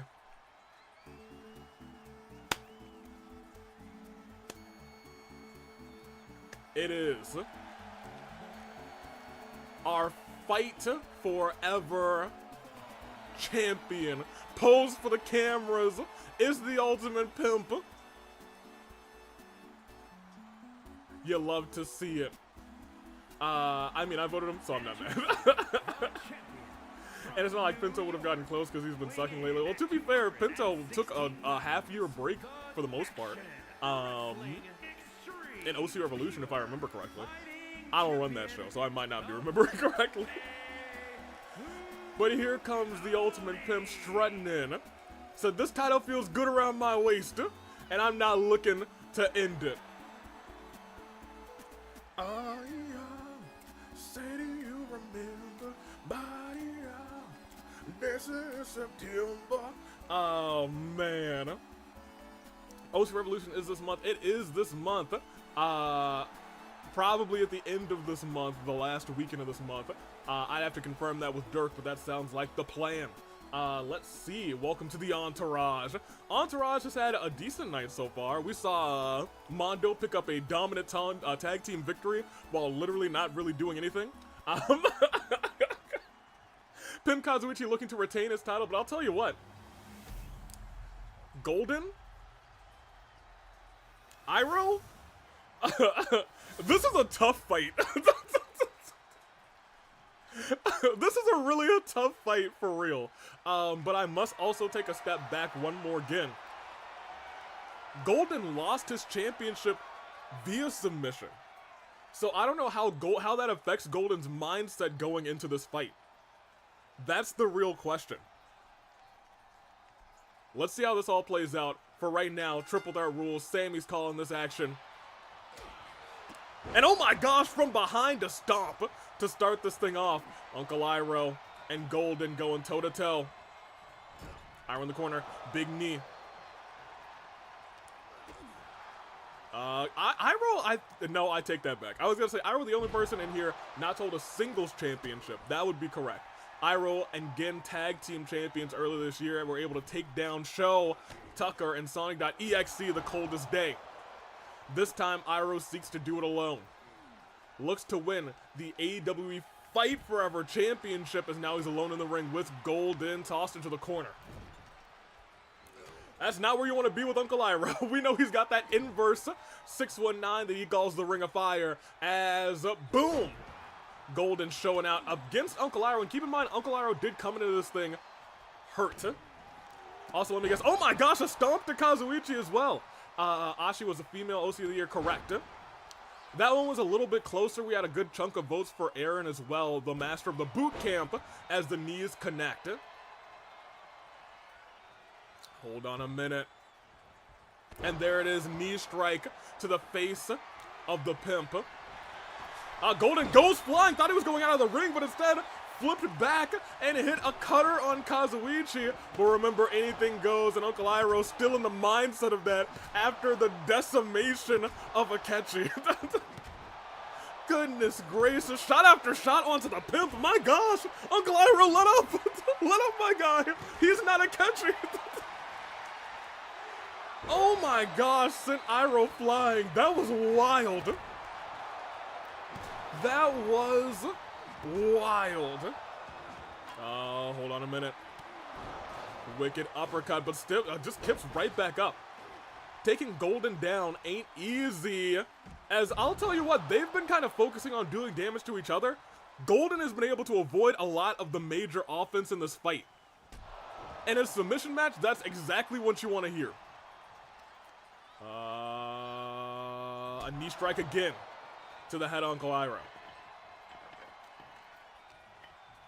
Ladder, oh no. Oh, can you imagine if Kazuichi had set that ladder up and Golden had just immediately flown right on top of it? That would have been wild. Kazuichi back in the ring. Golden follows suit. The Ultimate Pimp thinking about a signature. No, he's got the finisher. Kick to the midsection. Dragging the mask in the face of Golden on the ropes. Uncle Iroh was ready for some action as well. Pimp Slap is on lock. If Uncle Iroh gets onto those, no, he gets onto the ladder. Oh my gosh, Pimp Slap does not connect. Golden dodges it. I was gonna say the Pimp not happy about that pull back into a clothesline. Uncle Iroh survives as a big leg drop by the Pimp connects. Like we talked earlier, just a moment ago, that dang, Golden hasn't taken that much damage, but that changes in the blink of an eye as Golden's the first one busted open in this fight. And Iroh again, no, not onto the ladder. I thought he was gonna be on the ladder there for a second. The floating ladder is back. That's the power of the ghost of Hu Tao. Like how she speared Mona outside of the ring with her ghost. her spirit projection. Ooh, no, not into the... Oh, I thought it was going to go right into the trash can. That could have been curtains for Uncle Iroh, not for nothing. They're both kind of stalking him right there. Honestly, the best decision in the world. Because you don't want to let Uncle Iroh get ahead of steam. And I'll be real, he kind of has a head of steam now, so everyone might be in trouble. Fist of Fury. Oh my gosh! Kazuichi, I think, dodged that last hit. Was able to roll Uncle Iroh out of the way, but oh, Iroh! Don't gnaw on his fingies, my guy. So Hu Tao is the one who's been holding up that ladder all this time. Correct. Hold on a minute. Oh! The knee connects of Golden and maybe thinking about a submission, but no, Uncle Iroh gets out of it. Uncle Iroh gets out of it. Leave the Pimp boy alone. Actually, Pimp Kazuichi, especially if these big moves by Iroh connect on Golden, could be the freshest one in this fight. Oh, but that was interrupted. Kendo stick tossed into the face. Golden, ooh, toss over the top rope, and now Iroh, the last man standing in this fight. Now it's the spirit of the dead AWE contestants holding the ladder. We have lost some souls in this last year as well. Hey, maybe nobody will die in 2025. Here's to hoping. Fingers crossed. I like that's gonna happen. Roll through. Super kick right to the jaw. Oh my gosh! Iroh with that heavy hand sends Golden's face flying directly into the corner of the announcer's table, and then they send Golden into the corner of the steps. Nasty. I thought we evicted those ghosts. No, we only tried to evict Cherry. The other ghosts haven't really been causing any problems. Today Paimon is holding the ladder, and we can never evict Paimon. We acknowledge her. Tomorrow it will be Mishima's turn. That's crazy. Hold on a minute. Iroh getting another ladder and sets it up on the outside. Golden able to fight out of this, but I'll tell you what, everyone's been taking a little beating at this point. Every competitor has been brutalized and victimized in this fight. Especially if this move connects. Sliding against the barricade as well. Next week it'll be Mondo that got deleted. Oh my gosh. That's the same Mondo. Sidewalk slam by the Pimp. Cherry, you don't pay rent. That's why we evict you. Agreed. Oh, hold on. Reversal again by Kazuichi. Ultimate Pimp not looking to lose his title, at least not easily. Kazuichi really targeted, focused on Golden. Golden focus on Uncle Iroh. And everybody's about to be back into the ring.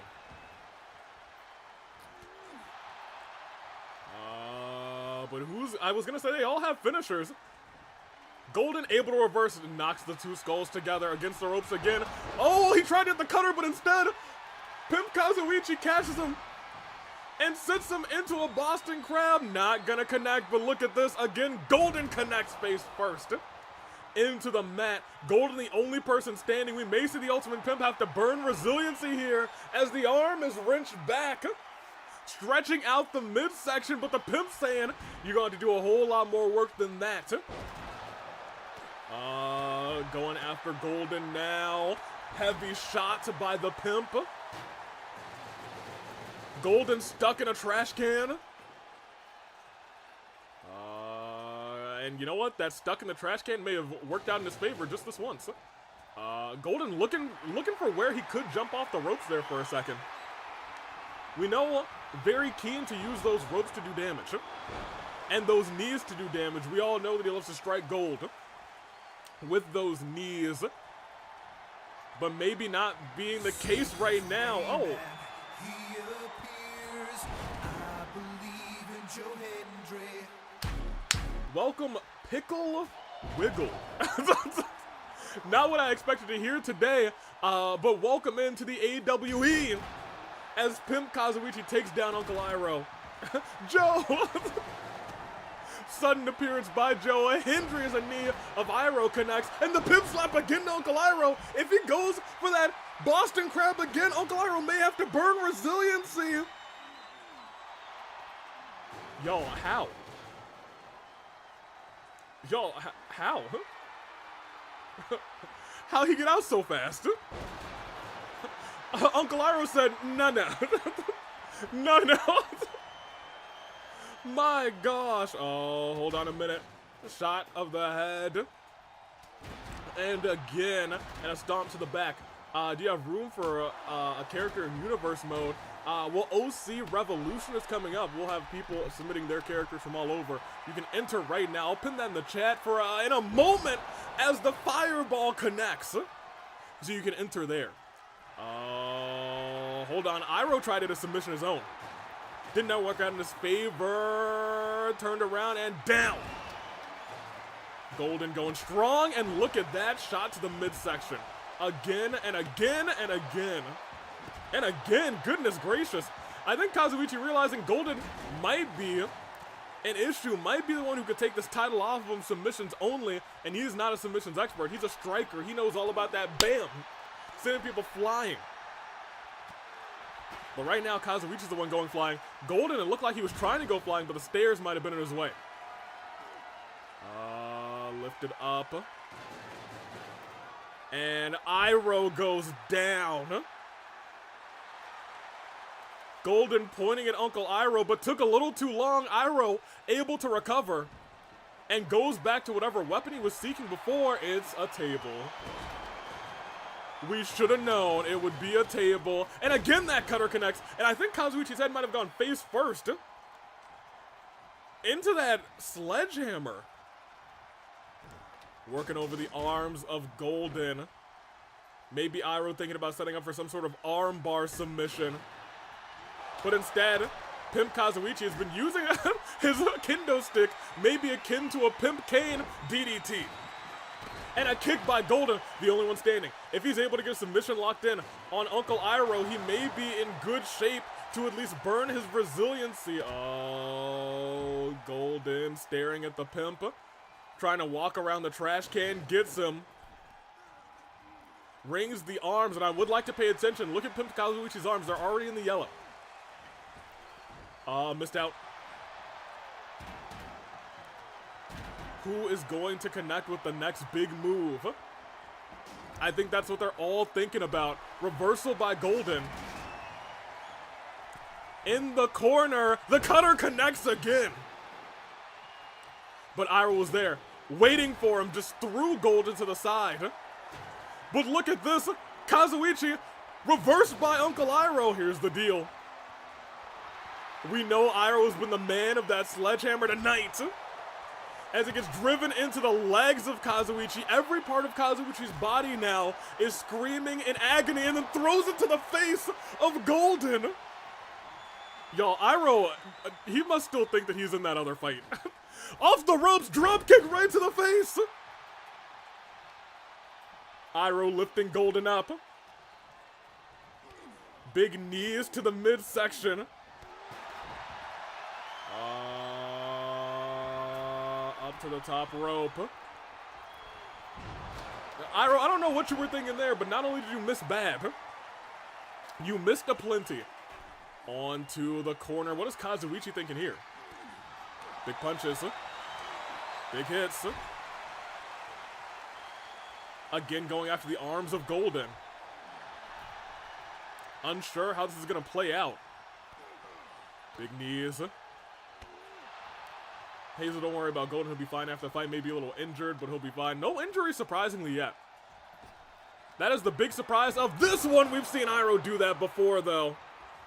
And now the Ultimate Pimp may be in danger. He's got him locked in around the head. Golden misses that hit. May have saved Pimp Kazuichi. Kazuichi could have been ever so close. Oh, but Golden might be thinking the exact same thing. He is. He said, no, no, this one's mine. Locks in this. Kazuichi's out. He was going after the arm and gets driven into Fireball.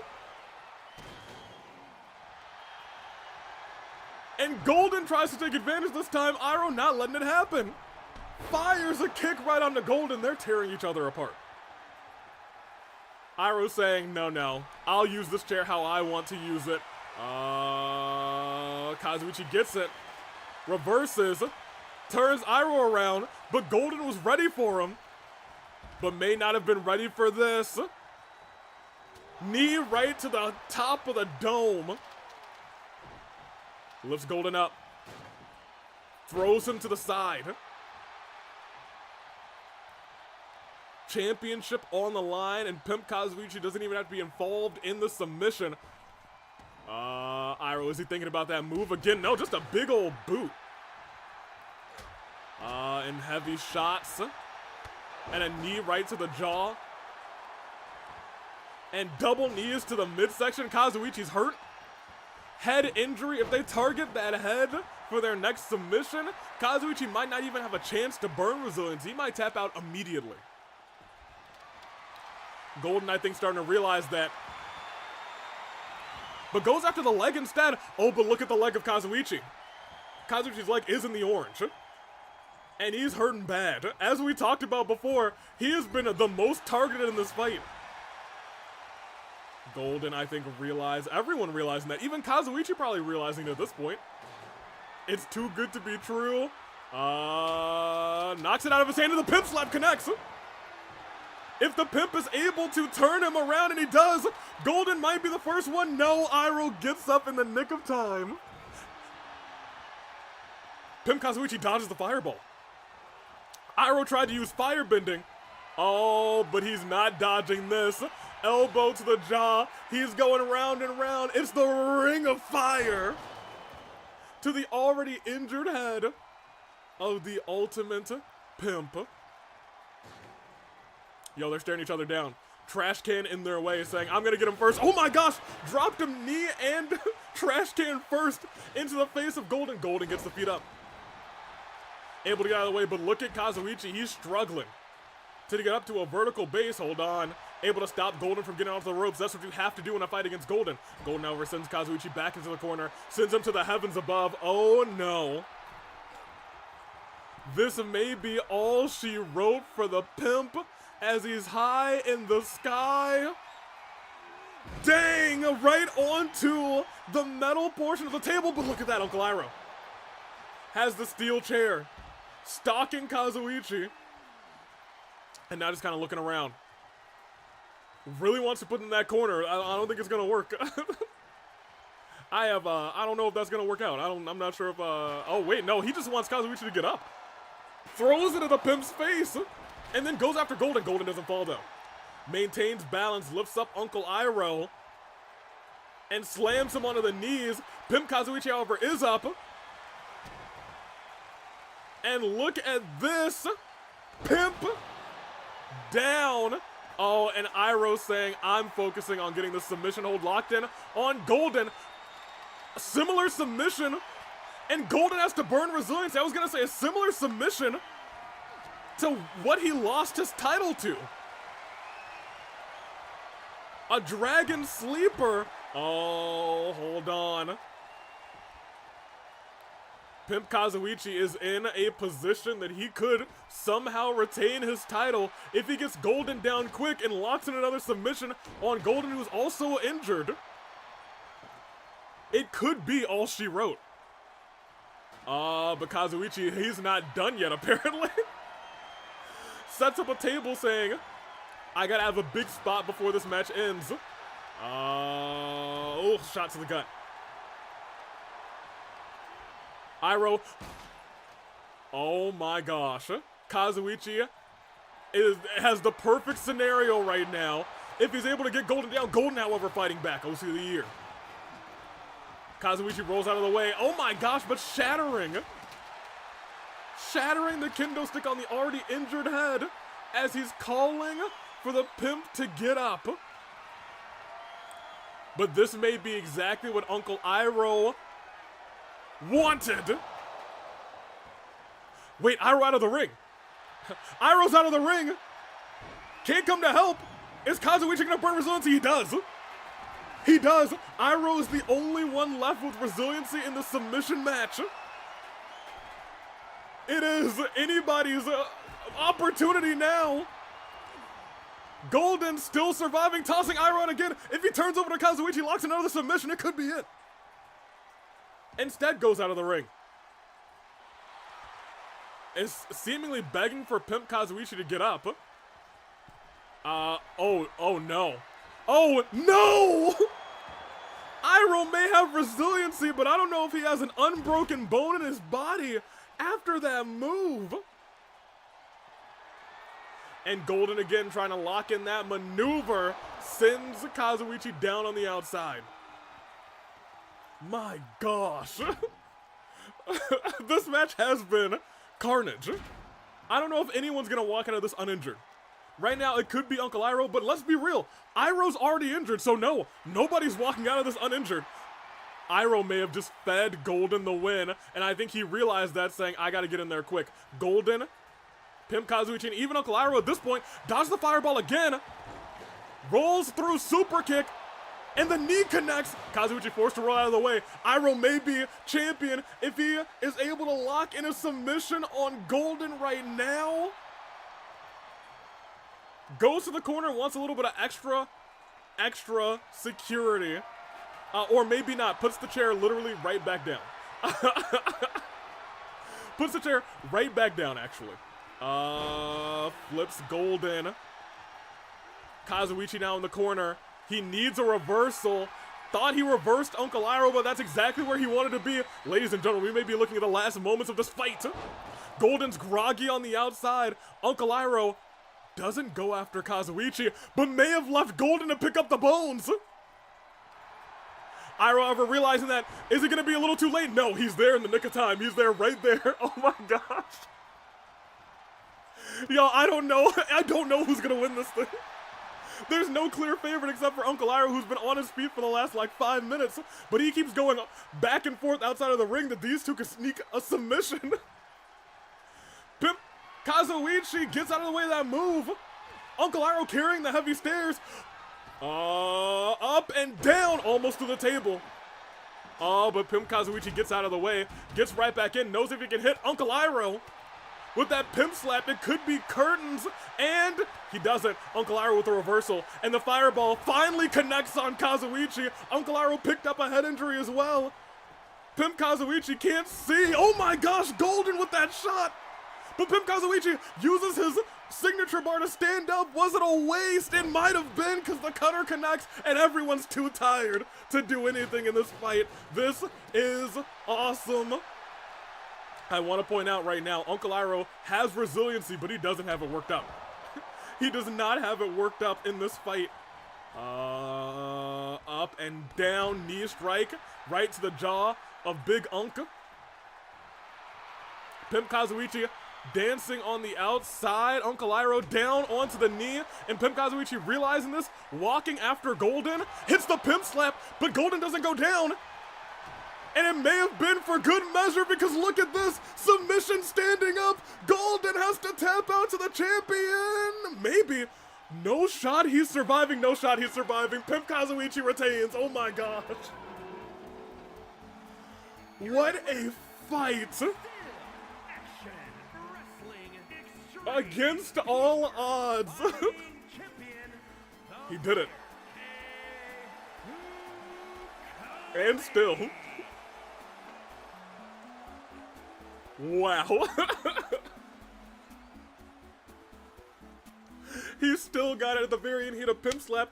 Didn't connect all the way because he didn't want him to go down. And then locked in that submission on Golden. What a fight. My gosh. And still fight forever champion. He still got it, the pimp. I'll take it, but no way. It's wild. Yeah. I don't know what it is about the first shows of the year.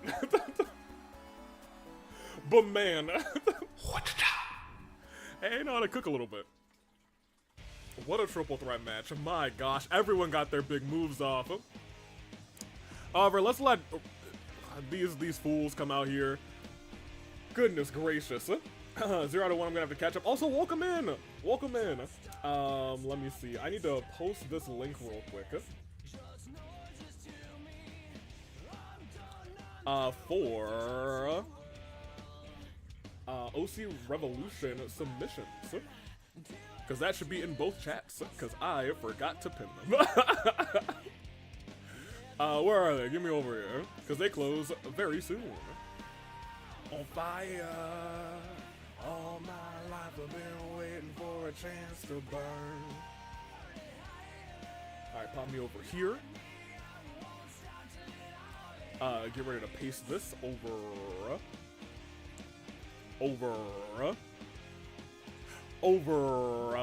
here. Thank you. Excellent. And pin. And paste this over here. And pin. No, YouTube, I don't want to open it. I would like to pin it. Jeez Louise. Thank you. Thank you. Manually at the anniversary. Thank you. All right, now we can get our polls out here. Because they want to fight, so hopefully Rakosol will answer. It was Kazuichi. I'm proud of him. I thought he was gone. But he locked it on Golden at the last moment. Golden has held on for so long, too. I was like, he's going to get out of it. But he chose to fight another day. There we go. Let's get Wattpad. Or maybe Rakosol. As they call out the champions. Technically a day before they hit 1 year. It is 364.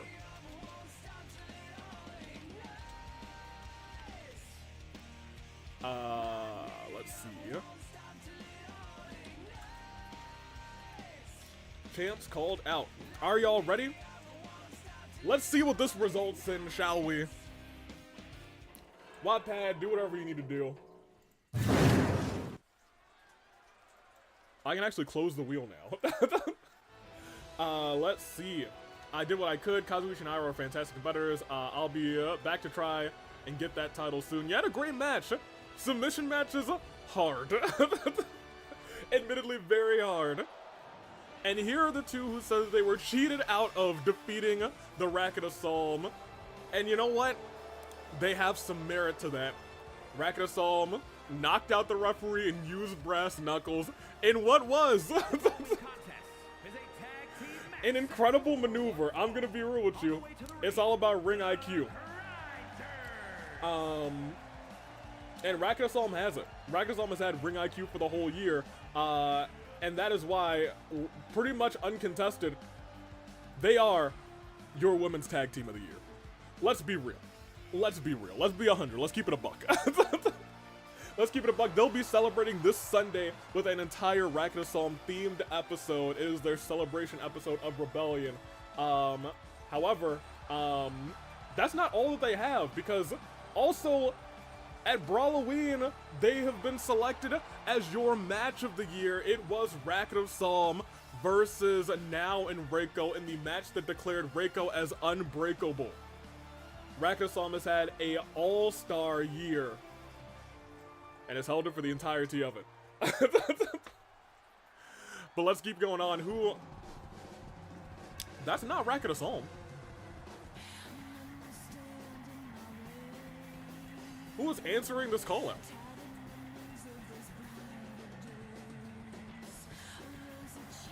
Oh, that's Marceline, the Vampire Queen. That's cool, I guess. I suppose so. Marceline, I think, appeared for the first time in the Gwen. Gwen and Marceline? Okay, that's hilarious. Apparently, they have teamed up. A vampire and a goth, my gosh. Well, this is not what Wattpad wanted, but man, they might have a fight ahead of them. 2,000 kids arise. We love Hot Topic. Well then, the palest girls, if that ain't the true. Keep them out of the sunlight. We got Hot Topic, we got Wattpad. What a nice set of names for our tag team match tonight. All we need is Shadow for Hot Topic. Hey, you know what? Shadow was at the Rumble. He might still be hanging around here. That's all I'm saying. Oh man, here they go. Wattpad wanted to fight, but now they're fighting a team that they are vastly unfamiliar with. I'm not even sure either of these two were in the Rumble while Mew was still in the Rumble. So Mew, unsure of what they're capable of either, but it might not need to be about what they're capable of. It might just need to be about, hey, we're Wattpad and we're gonna beat them. It's what we do. If either of them step into the sun, they will disintegrate instantly. If that ain't the truth, Yuri off the ropes, disaster kick. Gwen's trying to get some momentum in this fight, finally gets not a tag, instead a elbow right to the jaw of Yuri. And then continues to go after Yuri, kind of choking Yuri out in the corner. My gosh, sorry for the spelling errors. Hey, don't worry. Hey, if anybody should be apologizing for spelling errors, it shouldn't be you. We have a litany of people who make some spelling errors, as Marcy's tagged in Marceline the Vampire Queen, then goes after Mew, but Mew trying to stay on top of it, saying, oh, no. It's going to take a lot more than that. Except, I think we've seen what it's going to take as Marcy delivers a back breaker onto the apron. Gwen gets the knee up, and now Yuri's all alone in this fight. If only briefly, but maybe able to handle it. Alabama slam. Try to go for the elbow. Marcy gets out of the way, and a wicked boot. And Yuri replies with a kick of her own. And now wailing away at the head of Marceline. Yo, the audience is not a fan. Do you hear the boos? In contrast to the yays from Hot Topic? Can someone tell where Marcy and Gwen are from? Marceline the Vampire Queen is from Adventure Time. Gwen is from Total Drama Island. Tag has been made questionably to Mew. Lifts up Marceline. My typos haven't been that bad lately. Yeah, lately. You still might have the worst typo potentially of 2024? I think that was in 2024. Your tremendously bad, really no good typo. Hold on. Oh my gosh. Oof. Marceline sent down. Lift it right back up. Gwen able to kind of completely heal up in the corner. But I don't think they're going to give Marceline any time to heal up, because look at this. Directly into the flying clothesline. Nearly decapitating our vampire fiend or friend. Probably friend. Marcy's cool. Oof. Rocking with the knee. Yuri goes for the quick pinfall. One. Kick out. Because I admit that I will take the title for... Yeah, that one's pretty bad. I've heard rumblings about that one. I didn't see it personally, but I'll tell you what. That one's pretty bad. Ooh, double axe handle. But does not connect. Yuri able to block it. And now hitting a suplex. Right to the back of Marcy. Can you hear the boos that Yuri's getting? And I don't think it's people booing Yuri specifically. I think it's people booing Yuri for teaming with Mew. But Yuri, I think at this juncture, doing anything to just get the job done as Marceline goes tumbling down. Yuri then goes after Gwen. Mew trying to handle Marceline on the outside, sending Marcy back in. Hold on. Into the corner. They are not letting Marceline make a tag. Marceline gonna have to force a tag at this point. And maybe doing just that by throwing Gwen into the corner. I'm sorry, throwing Yuri into the corner with Gwen. Oh my gosh, look at these shots. Goodness gracious. Okay, you know, some of them I don't think connected, but I'll tell you what, apparently she's got some sort of power to hit you with shots. And I don't know, hey, good for her. Hold on a minute.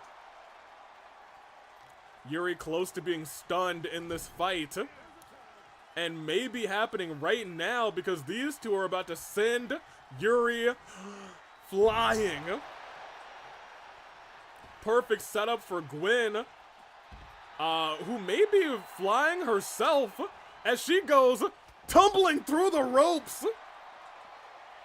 Goodness gracious, going through the ropes is literally a daredevil maneuver. My gosh. Oh, reversal. I think Yuri was going for that vertebreaker, but reversed by Gwen. And a shot to the head. Our total drama representative is hanging on strong, going after Mew Aruma. A shot to the throat. Yuri's still here at a count of, oh, twist of fate on the ropes. Yuri's still hanging outside the ring. I think buying as much time as she can for Mew to get back up. Yuri reverse, not even reversing, pulling back into the knee. Gwen's hurting bad. Or maybe not so bad. Maybe not so bad. Kick to the back. Lift it up. Yuri back into the corner. Gets the knee up though. And now Gwen is in trouble. As, oh, Marcy gets sent to the outside, but gave Gwen enough time. Oh! Falcon's arrow by Gwen, one. Not even one. It ain't even one. Gwen goes high to the sky, to the top rope. What do you have here, Gwen? Oh, look for a double stomp. Maybe look for a coup de grace-esque move. Oh, but Yuri's raged up and may have raged up for the tag team finisher. And it looks like that is the case as she goes down and gets crushed. But I have to keep in mind, Gwen has barely been in this match. And that's what I wanted to point out. Marcy's taken basically all of the damage, but the same with Mew. Mew has taken basically no damage in this fight, and now we're seeing the two freshest opponents go at each other.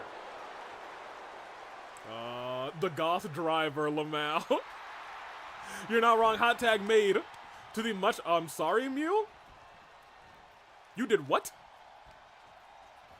Tossed out. Punch to the jaw. And again a punch to the jaw. And again a punch to the jaw. Marcy being a, okay, Marcy, I don't know what you're doing here. You kind of did the running man over there. But good for you. Reversal, Mew's in the corner. Oh my, I thought she was going for a scoop slam, but what's going on here? Big boot! Marcy, what? One. Just one, but my gosh.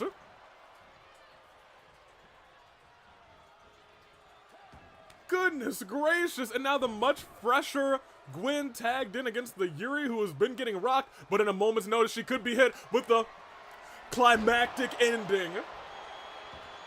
Never take your eyes off of Yuri. If she's got a finisher, you might be eating it. And you might be eating it quick. Toss back in the corner. Another tag's been made. Wattpad looking to send Gwen to the heavens and down. Oh, look at that reversal by Gwen though. Taking it to Mew, but once again, Mew is still the fresh opponent. Marcy kind of looks like a Homestuck character. I know she isn't, but still. You know, I kind of see it. The first climactic ending of the match. How many will we see is the real question. I don't think we've ever seen Yuri build up 3 to hit a super climactic ending, a trio of climactic endings. Maybe one day. Oh, but look at this. Kick to the midsection, and again. And oh my gosh, the boots directly on the jaw of Mew Aruma. The gorgeous girl genius might not be gorgeous after having boot marks on her face. Into the corner. Hot Topic looking to impress in their first performance. Double stomp. Mew, however, tactically wearing heels. Every stomp she does is going to leave a pinpoint impression. Oh my gosh! That knee from Gwen. Hold on. Back first. Yuri has been taking a fair amount of damage in this fight, but still fights on. Yuri has that fighting spirit, had a pretty good 2024. Was unable to capture the tag team titles, was however able to become Tables Championship, inevitably lost it to Francisca Von Karma. But Yuri at that point was being cheered by the masses, now being booed, and you have to wonder what that does to the psyche of Yuri. Again, Gwen very good at turning opponents around and just battering them. Into the ring again. Gwen realizing, oh, hold on, Gwen celebrating. I'm not sure if that was a good idea. Gwen said, come on, bring it on. And Yuri said, okay, I'll stomp you. Roll through, that's gotta be, oh, it's not rope break. Marcy can't come and help. Gwen had to burn resiliency. Gwen low-key showboating, may have just lost them this match. Hold on, I think Gwen was thinking, hoping to make a tag. Still might have that opportunity in a moment. Instead, whipped down. And stomped on the arm. You have to keep in mind that this is a very agitated Wattpad. They believe that they should have been tag team champions, that they should have ended the streak. Oh, and look at this. And a tag made to Mew. Marcy can only watch as Gwen in the corner again. Another quick tag. Gets decimated again by that clothesline. Yuri feeling all of it. Setting up for that. Ooh, knee right to the top of the forehead. We may be looking, no, not quite at the end of Gwen. Able to sweep the legs, but Gwen has to make that tag. Still trying to weaken Yuri. Stomping, oh my gosh, tried to break the arm of Yuri before Marcy does get the tag. Yuri got, I was gonna say Yuri has a signature, keep that in mind.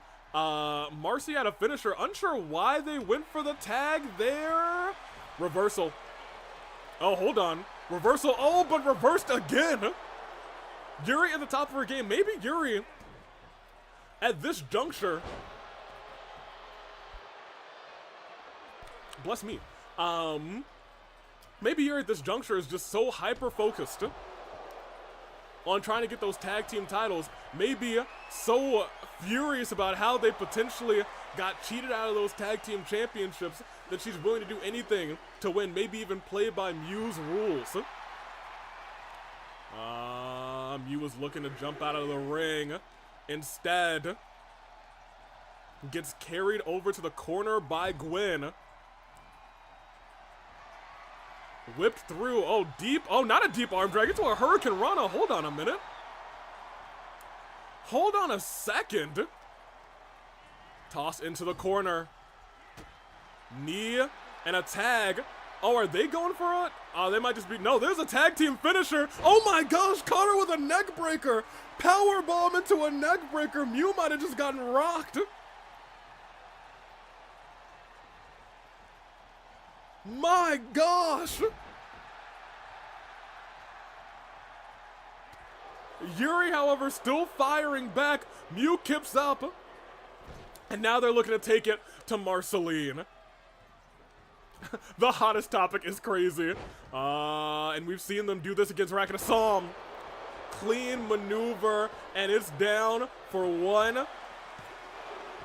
Okay, first of all, Marcy kicked out, no resiliency. Second, I didn't pay attention. Marcy's actually still relatively fresh. But that might all change with a climactic ending connecting.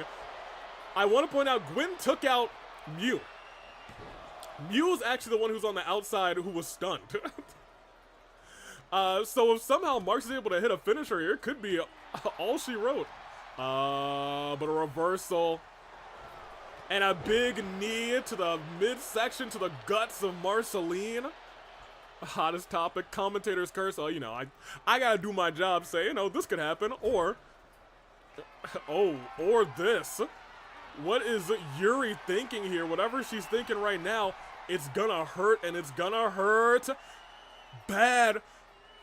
Oh, a stalling suplex. She's holding her there. And down she goes. A stalling superplex, actually. Marcy trying to get out of the way. Yuri not letting her, saying, get up right now. It's time for you to get...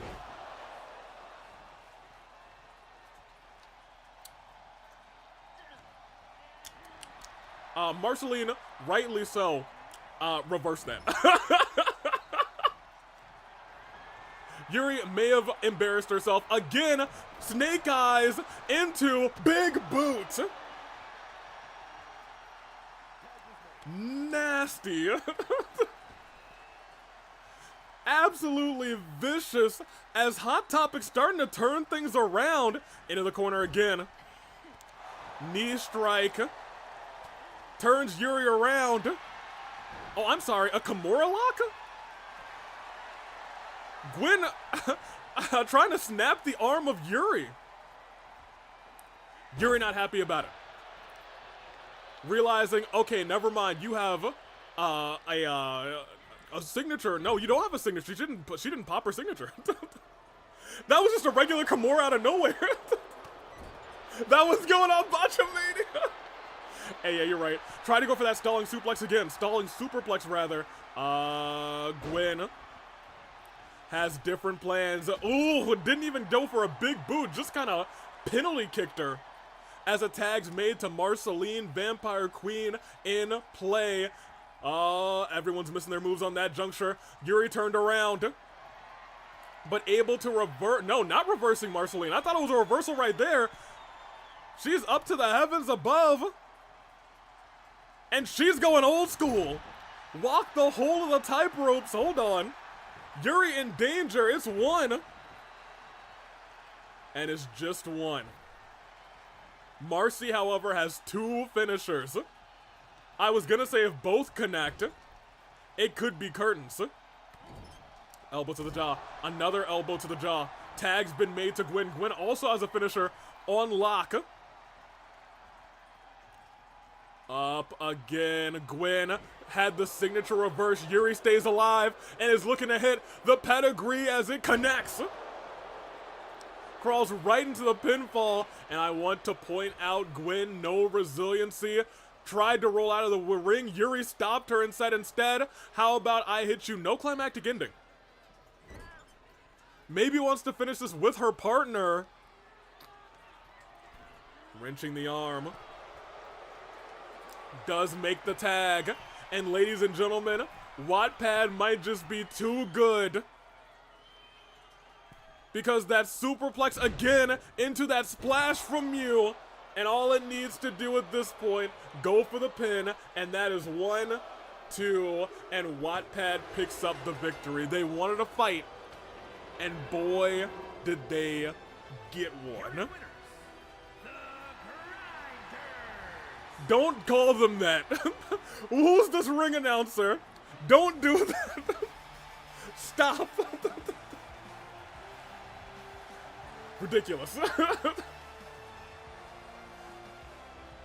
Mew and Yuri on top of the world still want the Racket of Psalm. However, they know that they can't have them because they're cleared until 1 year, which is tomorrow. I wish it was me. Mike Rome, WTF, man. Hey, for real, not for nothing. Watch it, me back on. Wattpad. Hey, they know what they're doing. They truly, sincerely do. That being said, are y'all ready for your match of the year? What you all voted as your match of the year? Mew and the Yurios, the entire match. Here. I guess I can set up your spoilers. Your spoilers, rather. Your match of the year.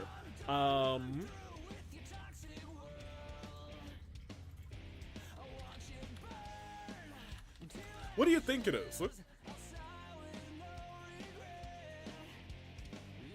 This is not match of the year. I'm sorry. This is what you voted on for the run back. We clearly know what the match of the year is. I just announced it. This is your run back match. It is,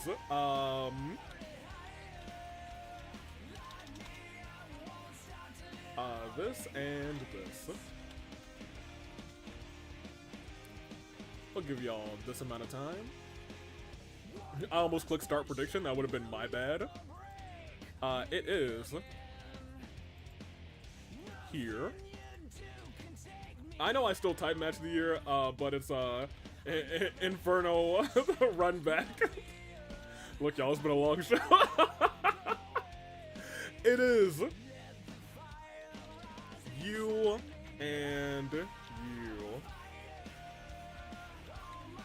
You guys voted for this, so here you go.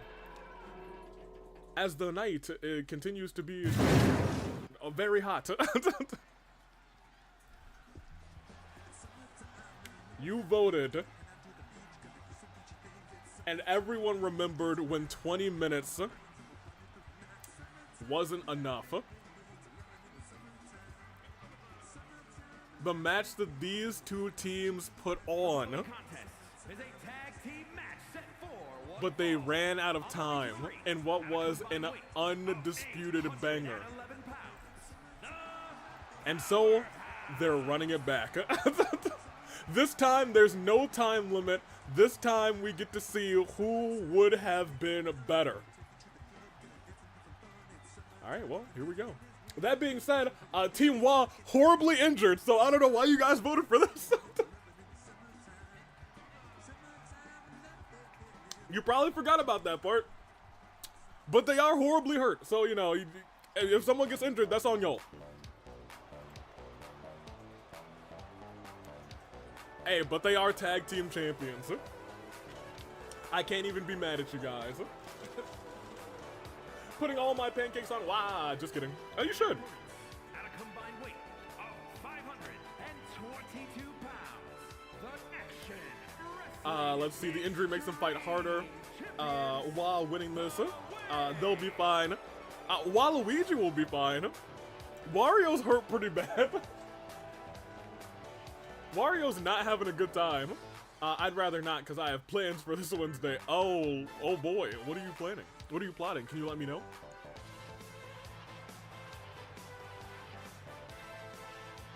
There they are. Your tag team champions this time.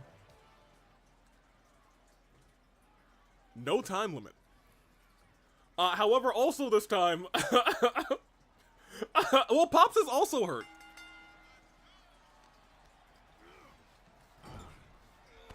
I can't trust you, Mike. Tell the other AVs. Yeah, I might. I might. Wow, welcome in, Jessica. How you doing? As this match starts, you all voted for this as your Inferno run back. As the shot to the face of Wario connects. Keep in mind, Wario hurt. He not feeling too good. He don't feel so good. Mans is not having a good time. Yeah, I was gonna say, a lot of injuries. You voted for this, you guys, though. So if someone gets too injured to compete, that's on y'all. This match didn't have to happen. WoW versus Sparks and Rex was indeed a banger. You're right. 100% you're correct. I can't disagree with you, and I would love to see these two at 100% go at each other. The problem is, they are not at 100%. Only one of them's at 100%, and that skips, and that's a monster. Also, welcome in Rio. My gosh. And yeah, boy. Oh boy. You know what? I take it back. Remember, Wario and Waluigi went up against the GOD, and they were able to sneak a victory from them. Can they, without getting injured, they made it pretty quick. Can they do it against these two? Probably not. Because Pops and Skips are not a part of the Bullet Club, which means that they are very great wrestlers. All right, here we go. Shot onto the arm again. Hold on a minute. Wario finally gets a reversal. Honestly, needs to make the tag quick to Waluigi at this point. Shot to the face. And dropped onto the apron. Targeted attack to the back. Oh, stomp to the midsection. Now, what's that angry face for? I'm just, hey, I don't hear anybody disagreeing with me. I hear no disagreements. All I hear is me being correct and unbiased as a commentator. Let's keep the night rolling. Oof. Toss into the ring. Bullet Club, more like Sucks at Wrestling Club. That's a good one, Kuzu. I'ma slap my knee and I'ma laugh. Big kick by Waluigi, but that's not gonna keep Pops down for long. Can't be biased if you're correct. You're right. You're right. At least this iteration of the Bullet Club. The actual, real Bullet Club, oh my gosh, tried to go for a tackle in the corner, but Waluigi caught him with a DDT, and now going after everything that moves in the ring, tosses Pops to the outside, and then goes jumping out as well. Waluigi knows he's gonna have to do the bulk of the fight. Bullet Club, more like Botcha Club, LOL, you're dang right. You know who else sucks at wrestling? My mom! You're dang right. Yeah, I don't know if that's true. I don't know if that's true, actually, to be fair. Oh, man. Stomp to the knee. Bullet Club, more like Jobber Club, am I right? Hey, look, y'all are saying it, not me. Your words, not mine. I do agree, though. Hold on. Tossed in the ring. Ooh, they were at an 8 count. Keep in mind, that could have been the end of the match. This can end by countout. In fact, I think their initial clash almost ended a countout at one point. I think it also got to a count of 8, a tricky count of 8. Waluigi trying to handle skips. The two big men stomping on the hands and the elbows. Corey's mother for AWE would instantly become champion. Up and down. And a headbutt by Wario. Goes to the pinfall. 1. AWE Mother's Day edition. Oh, you guys remember the MILF? Don't think I forgot. I ran that. That was me. That was Sun Davy shenanigans, baby. I ran the Mothers International Lucha Federation, and it's coming back, baby. Just you wait. Up and down. My gosh, now that I'm in charge of the AWE, who can stop me? 1. Just 1. Gonna stomp to the back of the elbow. That answers my question. Yes, it does. Don't you forget, Renamon needs to defend. Ooh, shot to the knee. I was gonna say, Team Wa is still holding their own. Despite being horribly injured, keep in mind Pops was also injured. Big shots to the gut over and over again. Newfound moxie by our champions, Team Wa. If anything, we know they are survivors. We're getting banned with this one. I'd submit my mother if I still had one. Oh my gosh. Wait. Oh, tag in. Hold on. Hold on. Over the top rope. And a suplex in the ring. We like the MILF. What celebration? Oh, we're going to be celebrating mothers, Lee. Oh, hold on. Waluigi has something planned. Goes after the legs. You remember that Waluigi lock? Remember that Waluigi lock? Keep that in mind. That thing has saved them a handful of times. They weaken the legs of their opponents, and it could be curtains for Pops. They're keeping Pops in the ring as well. They know Pops ran into this one injured. However, I'd like to point out Pops and Skips both have signatures. They're gonna have to do a little bit of work to overcome that. Oh, but Pops has Wario right where he wants him. Wario stands right back up. Might be able to stun Pops, does. Heavy hands of the big man. Sends Pops to the high heavens, knows that he's got all the time in the world, and does not take advantage of it.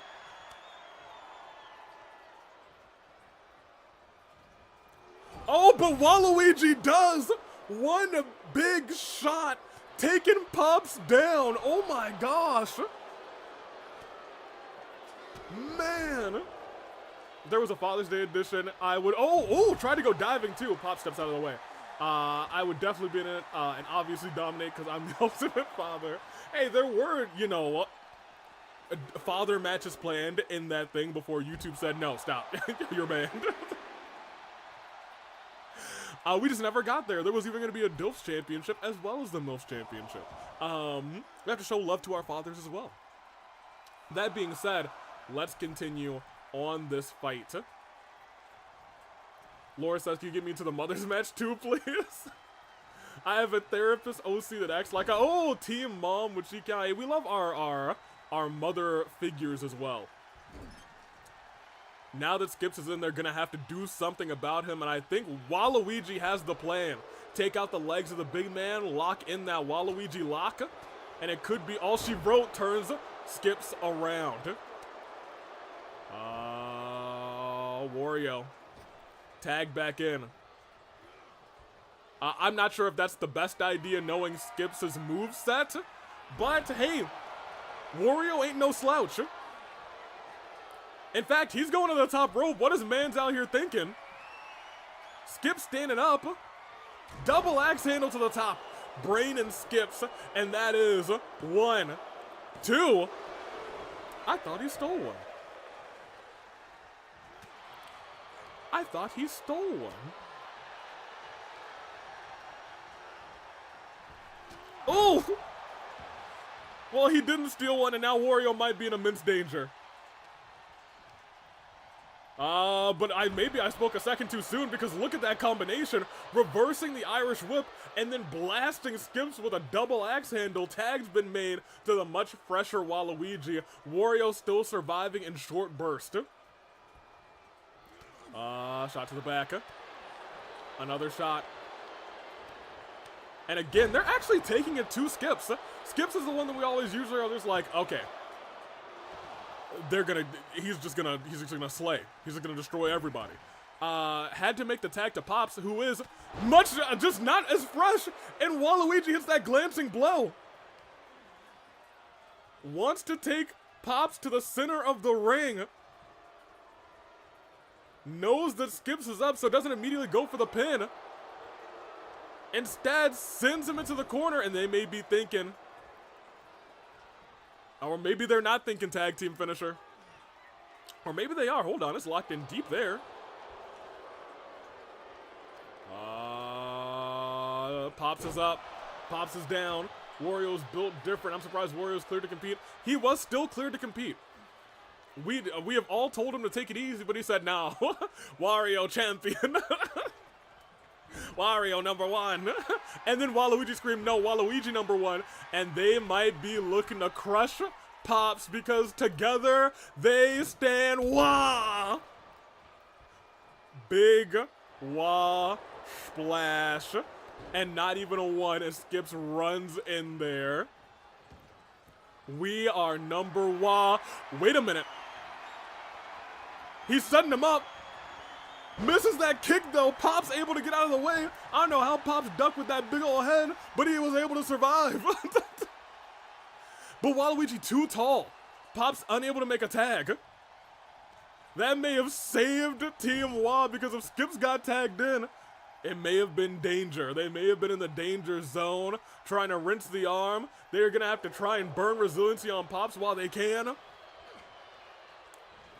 Oh, and that could have been a perfect pinfall, but instead tags in Wario. I'm not sure why Waluigi's not a finisher, but hey, he believes in Wario. Just like I believe in Joe Hendry, clap, clap. Oh, right into the, oh no, not done. Oh my gosh, tosses him.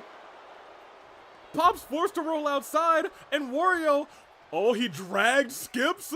Hey, Mans is strong. Waluigi said, come on, tag me in. Didn't do it, and hopefully that does not tear them apart, to be honest. Skip's still in the ring. Wait a minute, are they just gonna try and take out Skips right now? He's literally not the legal person. But remember, you have to keep in mind, Pop's also submission technical specialist. And keep in mind, I don't even think, oh, I'm sorry, one? This man's is injured from here to Timbuktu, and he kicked out at one? His body and back are in shambles, and after a power bomb like that, he kicked out at one? Alright, Wario, I see. I see what it is. I see how it is. Never mind. Maybe you are gonna just be okay. That's my bad. He got a whole lot of fight left in him. Who said it a second ago? I think Jessica said Wario built different. I was, as Corey sometimes says, I was unfamiliar with your game, Wario. That's my bad. That's on me. Reversal again, reversing those Irish whips left and right, then goes after Pops. Wario. I think he's setting up to try and take Skips out or burn his resiliency. Is Wario a mastermind? I think we're about to find out. No, he just got his head kicked off. No, he just got his head kicked off. He might just be dead. 1, 2, kicked out. No resiliency though. My gosh. Skips taking it to everybody who moves. Lifts Wario up, trounces him in the corner, face first. And again, stomping at Wario over and over and over again. Wario runs into the behemoth. Skip stays standing tall. Wario again reversing that Irish whip. He just knows that Irish whip, he's ready for it. He said, no, I ain't done yet. I got a lot left more in the tank. Waluigi roll through. That was a killer roll. However, they may be looking to take out. Oh no! Combination spin cycle connects. Waluigi. All right, well, fine. That's nobody's burned resiliency in this fight. Not a single soul. That's the big picture here. Nobody's popped resiliency. Not a soul. And I understand now why you guys wanted this match to get run back. They need more than 20 minutes. Oh my gosh, what a flying boot. Or a flying clock. He took all of the ropes down with him. He almost broke the whole ring. Into the corner. Shots to the gut go flying. Waluigi able to survive. Tossed into the corner again. But once again, you don't really want to play around with Skips. Skips, who once killed a man who cheated in arm wrestling by doing arm wrestling, lifting him through lifting him up and then slamming him through a table. You don't want to mess with that man. You don't want to mess with Skips. However, the tag team champions have proven that they have a moxie. They've proven that they know what they're doing. Is that a canon thing? Well, yes, and then I think he had to fight death to get that person back to life, but you know, it is what it is. He's also killed many other men, but you know, but that person who he killed in the arm wrestling was his friend. Oh, wait a minute. We gotta remember Skips too, and as we continue to remember Skips, we thought Skips in their first match together, these two teams, was about to at least burn resiliency, but it's somehow, someway at 2.9999987. He kicked out. And everyone was like, huh? The world was like, what? And I always have to remember that he might just do it again. Tree of Woe position. What nasty thing does he have playing here? Stomp to the guts again and again. And then, oh my gosh. Feet first into the face of Wario as he's on the verge of being stunned in the corner. Not where you want to be. Especially with Pops, who has 2 finishers and is now legal in this fight. If he turns, this man's around, taking him down. Waluigi's gonna have to come and help. Pops has 3 finishers. Sounds like a completely normal modern show. Yeah, it was a pretty regular show. But here's the thing. Sammy's down. If Wario taps right now, I'm sorry. Did he just get out of that without using resiliency? Did he just get out of the Jolly Good Show without using resiliency? How? How he do that? He is an injured man. Oh, he just rubbed his cheeks. I think he tooted in his face. Wario. Wario, you nasty. Oh, what is he? Oh my gosh, headbutt. Oh, Wario. Wario, no. Wario, no, he sat on him. 1, 2, Skips. Skips couldn't, I think Sammy might have been in the way. He was like, referee, I don't want to hit you. Pops burns resiliency. And a tag's been made. Wario with his down beat. You're not wrong. And I want to keep in mind, Waluigi has a signature finisher. Pops cannot, Skips rather can't come in and help again. This could be all she wrote unless Pops makes a tag. And I think he realizes that, wisely goes in to make that tag. Skips has some work to do and might be starting to do it. Wario was really showing him the cake. You're not wrong. He showed him the cake and then he smashed the cake on him. And it hurt me. It hurt all of us. He was going for the tag team finisher. And now, plucking the leg, Waluigi lock in. Is Skip's gonna have to burn? Pops? Pops? Pops got in and got out. Skips had to burn resiliency. So hold on, you're telling me Skips had to burn resiliency for that leg lock, but Wario somehow survived? Y'all, I don't know. I don't know, man. That might be enough to take Waluigi down for resiliency, though. It is. In this world of tons of energy and resiliency being burned, the one man who still has it is the most injured man of them all, Wario. That's the world we live in right now. Wario is built different. Y'all were right. Even got the knee up. Pops was trying to take out Wario, had to take out Waluigi instead. If he makes that tag, and he does. Pops saying, I'm gonna put on a jolly good show. And oh my gosh, he tried to go for a slap, but instead he said, I'm too big for your slap to be effective. Wario waiting for him to get up. Punches Pops. Drops him. Lifts him up. And sends him into the apron.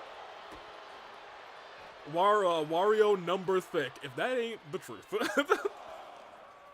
And that thickness, it goes a long way apparently. He might be trying to stun Pops on the outside. On the outside, speaking of, jolly good show. He might burn Wario's resiliency. I'm sorry. How? How? What? Huh? How? Oh, Pops taking the count-out victory! Pops said, we can't defeat him. We can't beat him. Pops said, we can't pin him, he's too undefeatable. And just sends him to the outside. They take the count-out. He said, if I couldn't burn resiliency on the outside, if I couldn't pin him, if he never tapped, I gotta go the long way around. They had to use the count-out magic. They did. They did. They were like, oh, no. He's too strong. Tossed him into the steps at the count of 7 and said, we can't beat him. Still a decisive victory. You're not wrong. You're not wrong. I'll be real. You might see these two again. But every time they're in the ring, they have a tendency to cook. I will be real, however, are y'all ready to see Splendid get beat up? I sure hope y'all are, baby, because I am too. Yeah. The only force powerful enough to stop Wario. But for how long? 10 seconds. Exactly that long. I thought the music was the Magic School Bus theme at first. You know, I kind of hear it. I do kind of hear it. Actually, it makes it even more impressive what Wario did. He was pretty banged up. He was not just pretty banged up. He was severely banged up. Not for nothing. However, let's see this happen. Yes. This is why I'm here. To watch him get beat. This is going to be oh so sweet to watch. Most of the time I vote with my OC bias winning, but for Splendid, I'll make an exception. I just realized I missed Yaoi Wowie. Actually, Yaoi Wowie refused to compete. I don't know what that's all about, that they had left the building, and instead I had to find replacements, and they flopped. But if you saw them, you would know that they were going to flop. We will continue, though. It is our main event. It is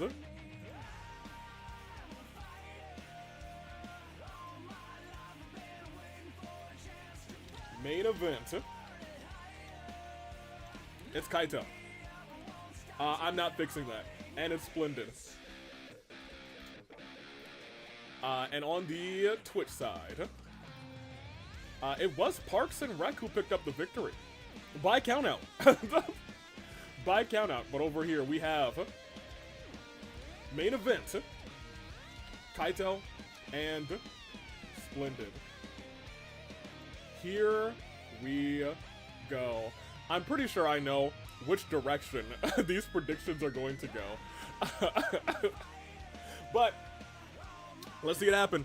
As we announce some of the last bits of our year-end voting as things heat up.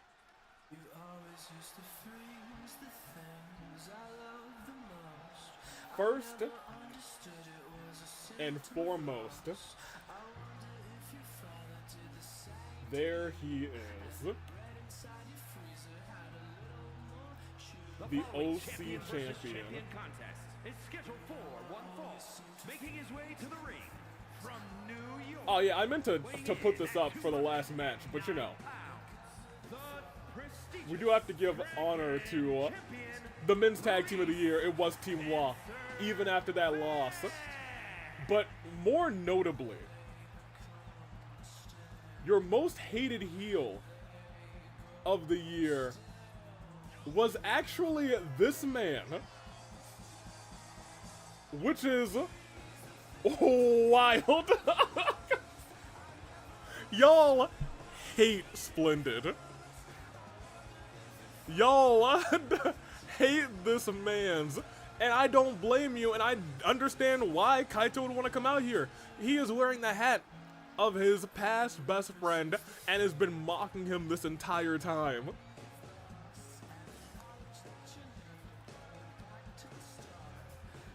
And so he said, come to Inferno, you get a main event, and I get to whoop you. And Splendid accepted. That being said, there he is. We got a lot of talking to do about Kaito.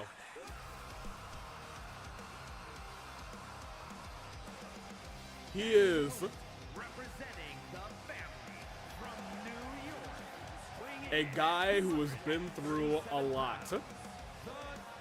He is been turned around by your breakout male star of the year, Cassius Bright.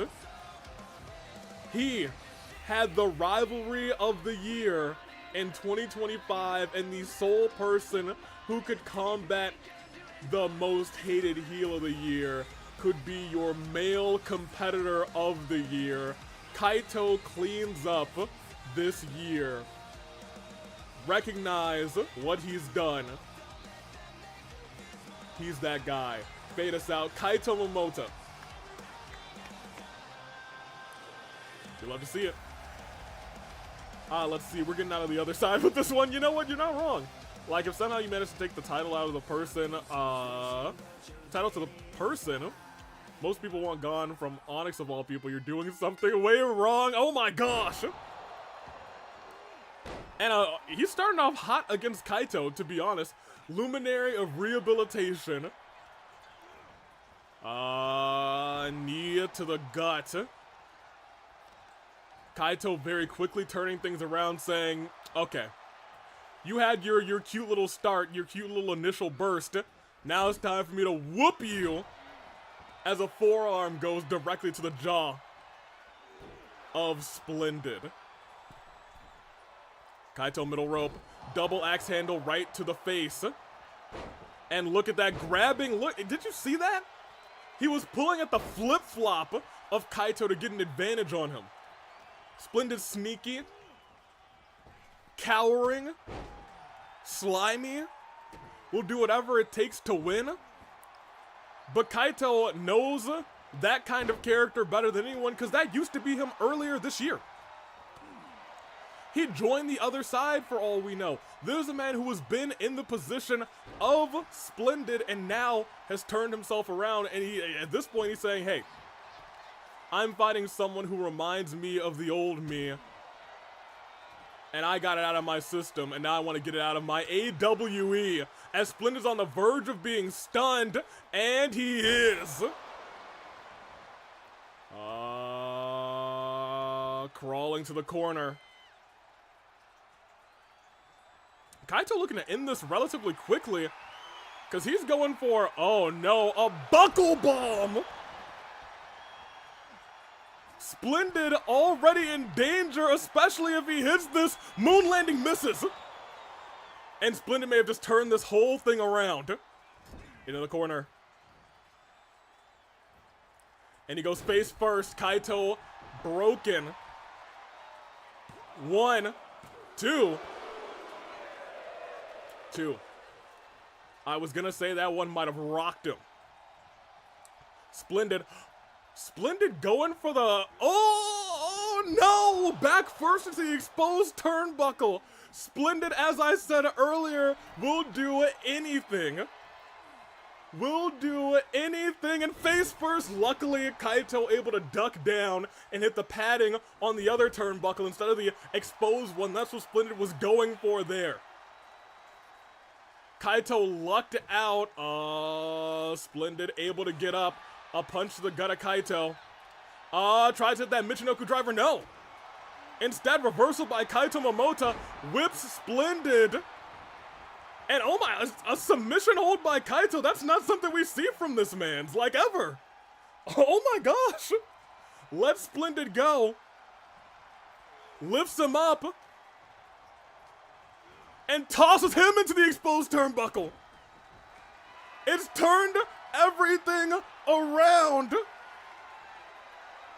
as Splendid takes a trip to the other side. Goes for the pin. 1, 2, kick out. Splendid survives, but not without resiliency. The exposed turnbuckle that he ran into may have been his coup de grace.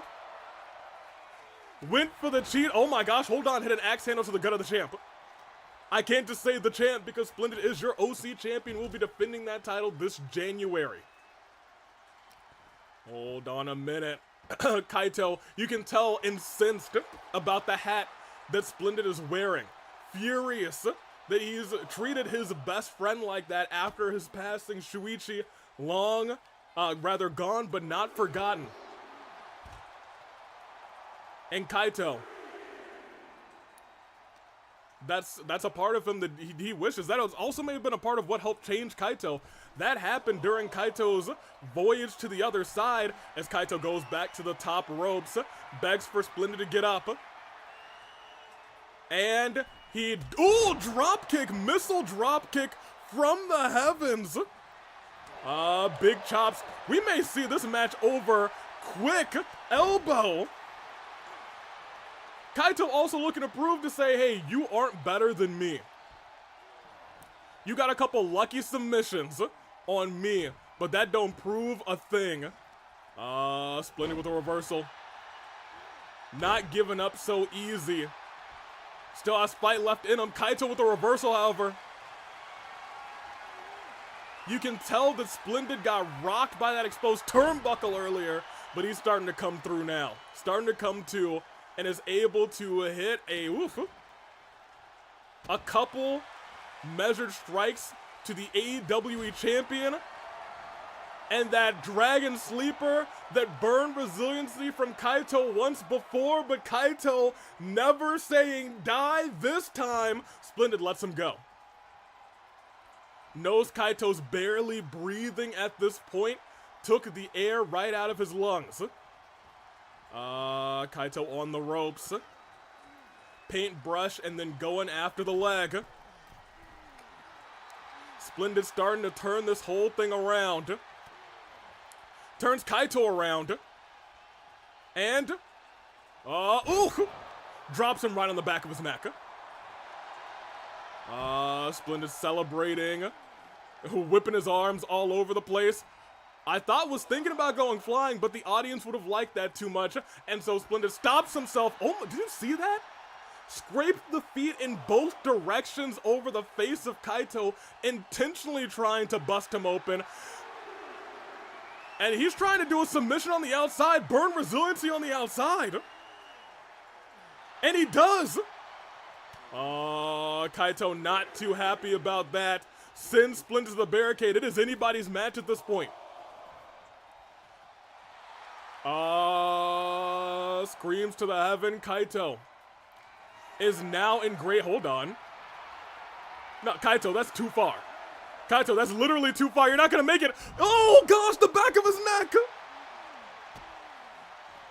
Oh gosh, the back of his neck from that height colliding with the steel steps. Oh man. I don't know how Kaito's still conscious right now. Oh my gosh.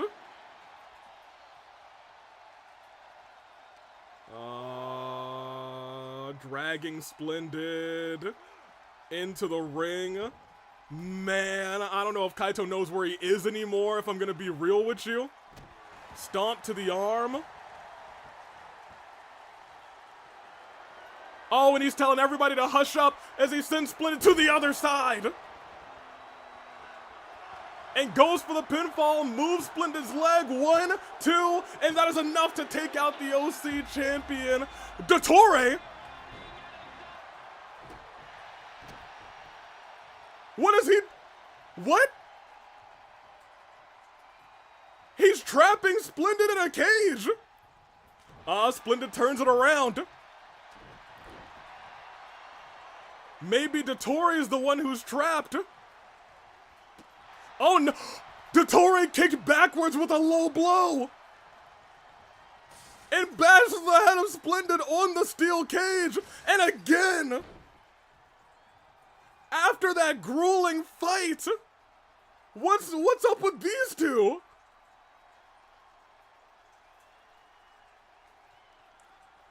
What?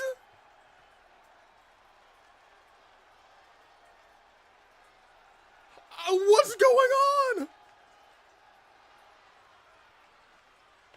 Everyone hates Splendid apparently, my gosh. All right, well, that's our main event. That's not what I was expecting. I hate both of these men. Whoever loses, I win. Oh my gosh. Oh man, we had ourselves a show.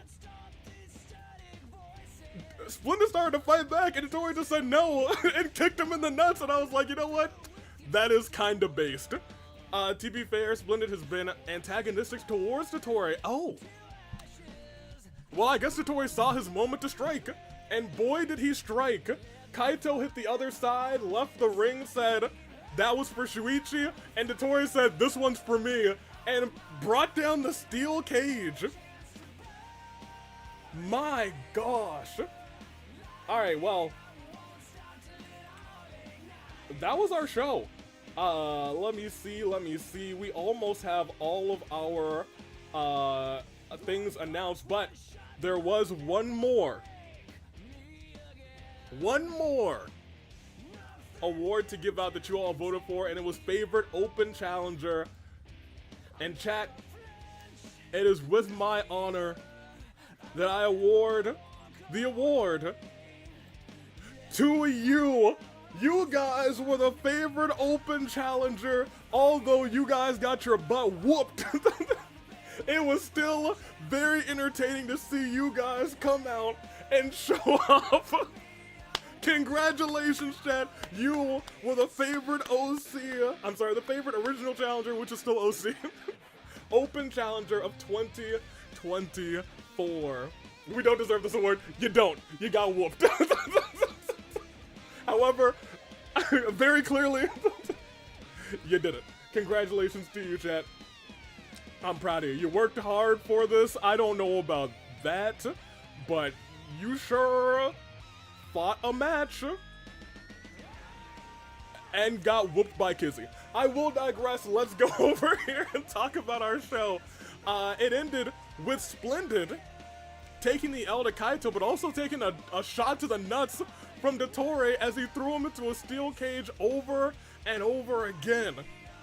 Pops and Skips couldn't beat an injured Warrior, and so instead they had to take a count-out victory. Pops made the decision saying, he's unstoppable for some reason. The more we hurt him, the less he seems hurt. Oh man. Wattpad wanted Racket Assault, but they got Gwen and Marcy in Hot Topic. But Wattpad took the W. In what was an intense triple threat match. Submissions only. One submission wins. The Pimp, somehow, some way, was able to retain, held on to Golden just long enough for Iroh to not be able to break it up. Golden held out for a long time, but had to tap out to the Ultimate Pimp and still fight forever champion in what was a fire versus water match. Water was out first, fire burned alive. Burnice tried to take out Hu Tao, but right before lifting for that finisher, had Hu Tao in her fingertips.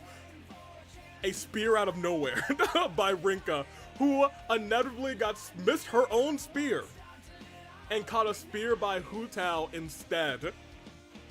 In what was a great fatal four-way. Sakura was supposed to come out with Iroh, but instead came out alone, and now we know the reason why. Beat Chie, borderline senseless, kind of embarrassed our all-star champion, maybe returning the favor from the time that Sakura got embarrassed by Chie when they fought one-on-one. At the end of the match, though, Iroh came out and stood and stared Sakura dead in the eyes, tears in their eyes. Iroh has an open challenge in 2 days. I don't know what's gonna unfold here. Apparently, Sakura attacked Iroh. And I don't have any words. It didn't happen backstage. I didn't even know about it until Iroh mentioned something. I didn't know anything until Iroh mentioned something. This happened at an external gym from the AWE. Wild. Kevin and Ito boy flopped as they should have. They are no longer Wild Wild West. They are the boy flops. And that is official. I'm going to their tag team registration document. I'm crossing out what they wrote down, and I'm writing down the boy flops. And Pi and Mondo took the victory, and by that I mean Pi did all of the work and Mondo looked pretty. And in this start of the night. It was TLC marching Klee to focused on the Genshin versus Star Rail for Ashi to climb the ladder and unhook that final latch to become the first ever two-time Fight Forever champion. And that's it. You replaced my Yaoi Wowie with boy fluff?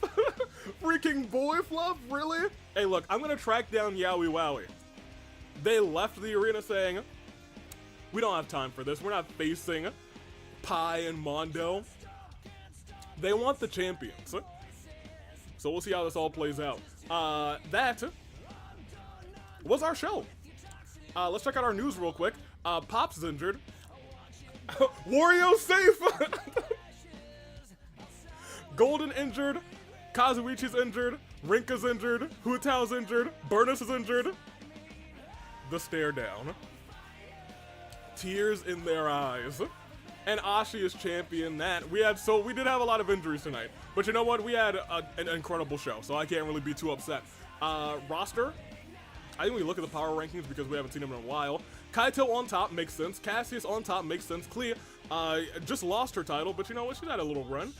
Breakout champion or breakout superstar. Good on her. Kyutaro up. Mondo up. Kizzy had a pretty decent record, so good for her. The Kang, Queen, new champion. Uncle Iroh. Yeah, I mean, like, you know, he murdered somebody. Sarah, she's up. Skips, he's up. Now she's up. Akechi, he's dead. Panette, she should be number one, let's be real. Pimp Kazuichi, he's up. Mabel, Yuri, Chie, and Dr. Robotnik. That is our show. Let's look at our next show, which would be Rebellion. It'd be Klee versus Mabel. Ito versus Kazuichi. Malus versus Waluigi. Kaito versus Skull. And then Queen versus March 7th, after taking the title off of her. This will definitely not be our show, because we're gonna have a very Racket of Psalm show, baby. Yeah.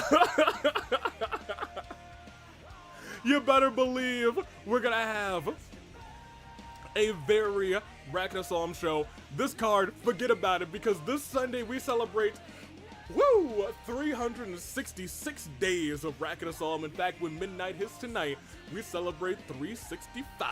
Racket of Psalm, congratulations to him. For once, the game isn't insanely high. Yeah, admittedly, a lot of these make somewhat sense. This makes sense. This one, not a ton, I guess, but like, it would be a pretty good match. This, you know, singles tag team versus singles tag team. This one, I don't know.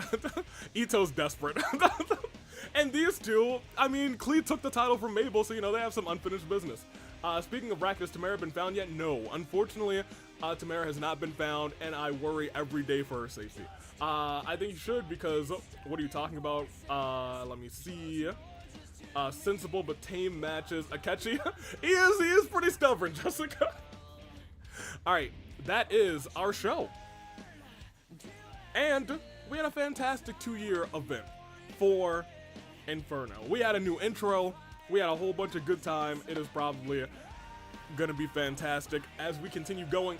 Royal Crown qualifiers start at Fracture in 2 weeks. So keep that in mind. That will be happening in 2 weeks' time. We'll start to have those not qualifying matches.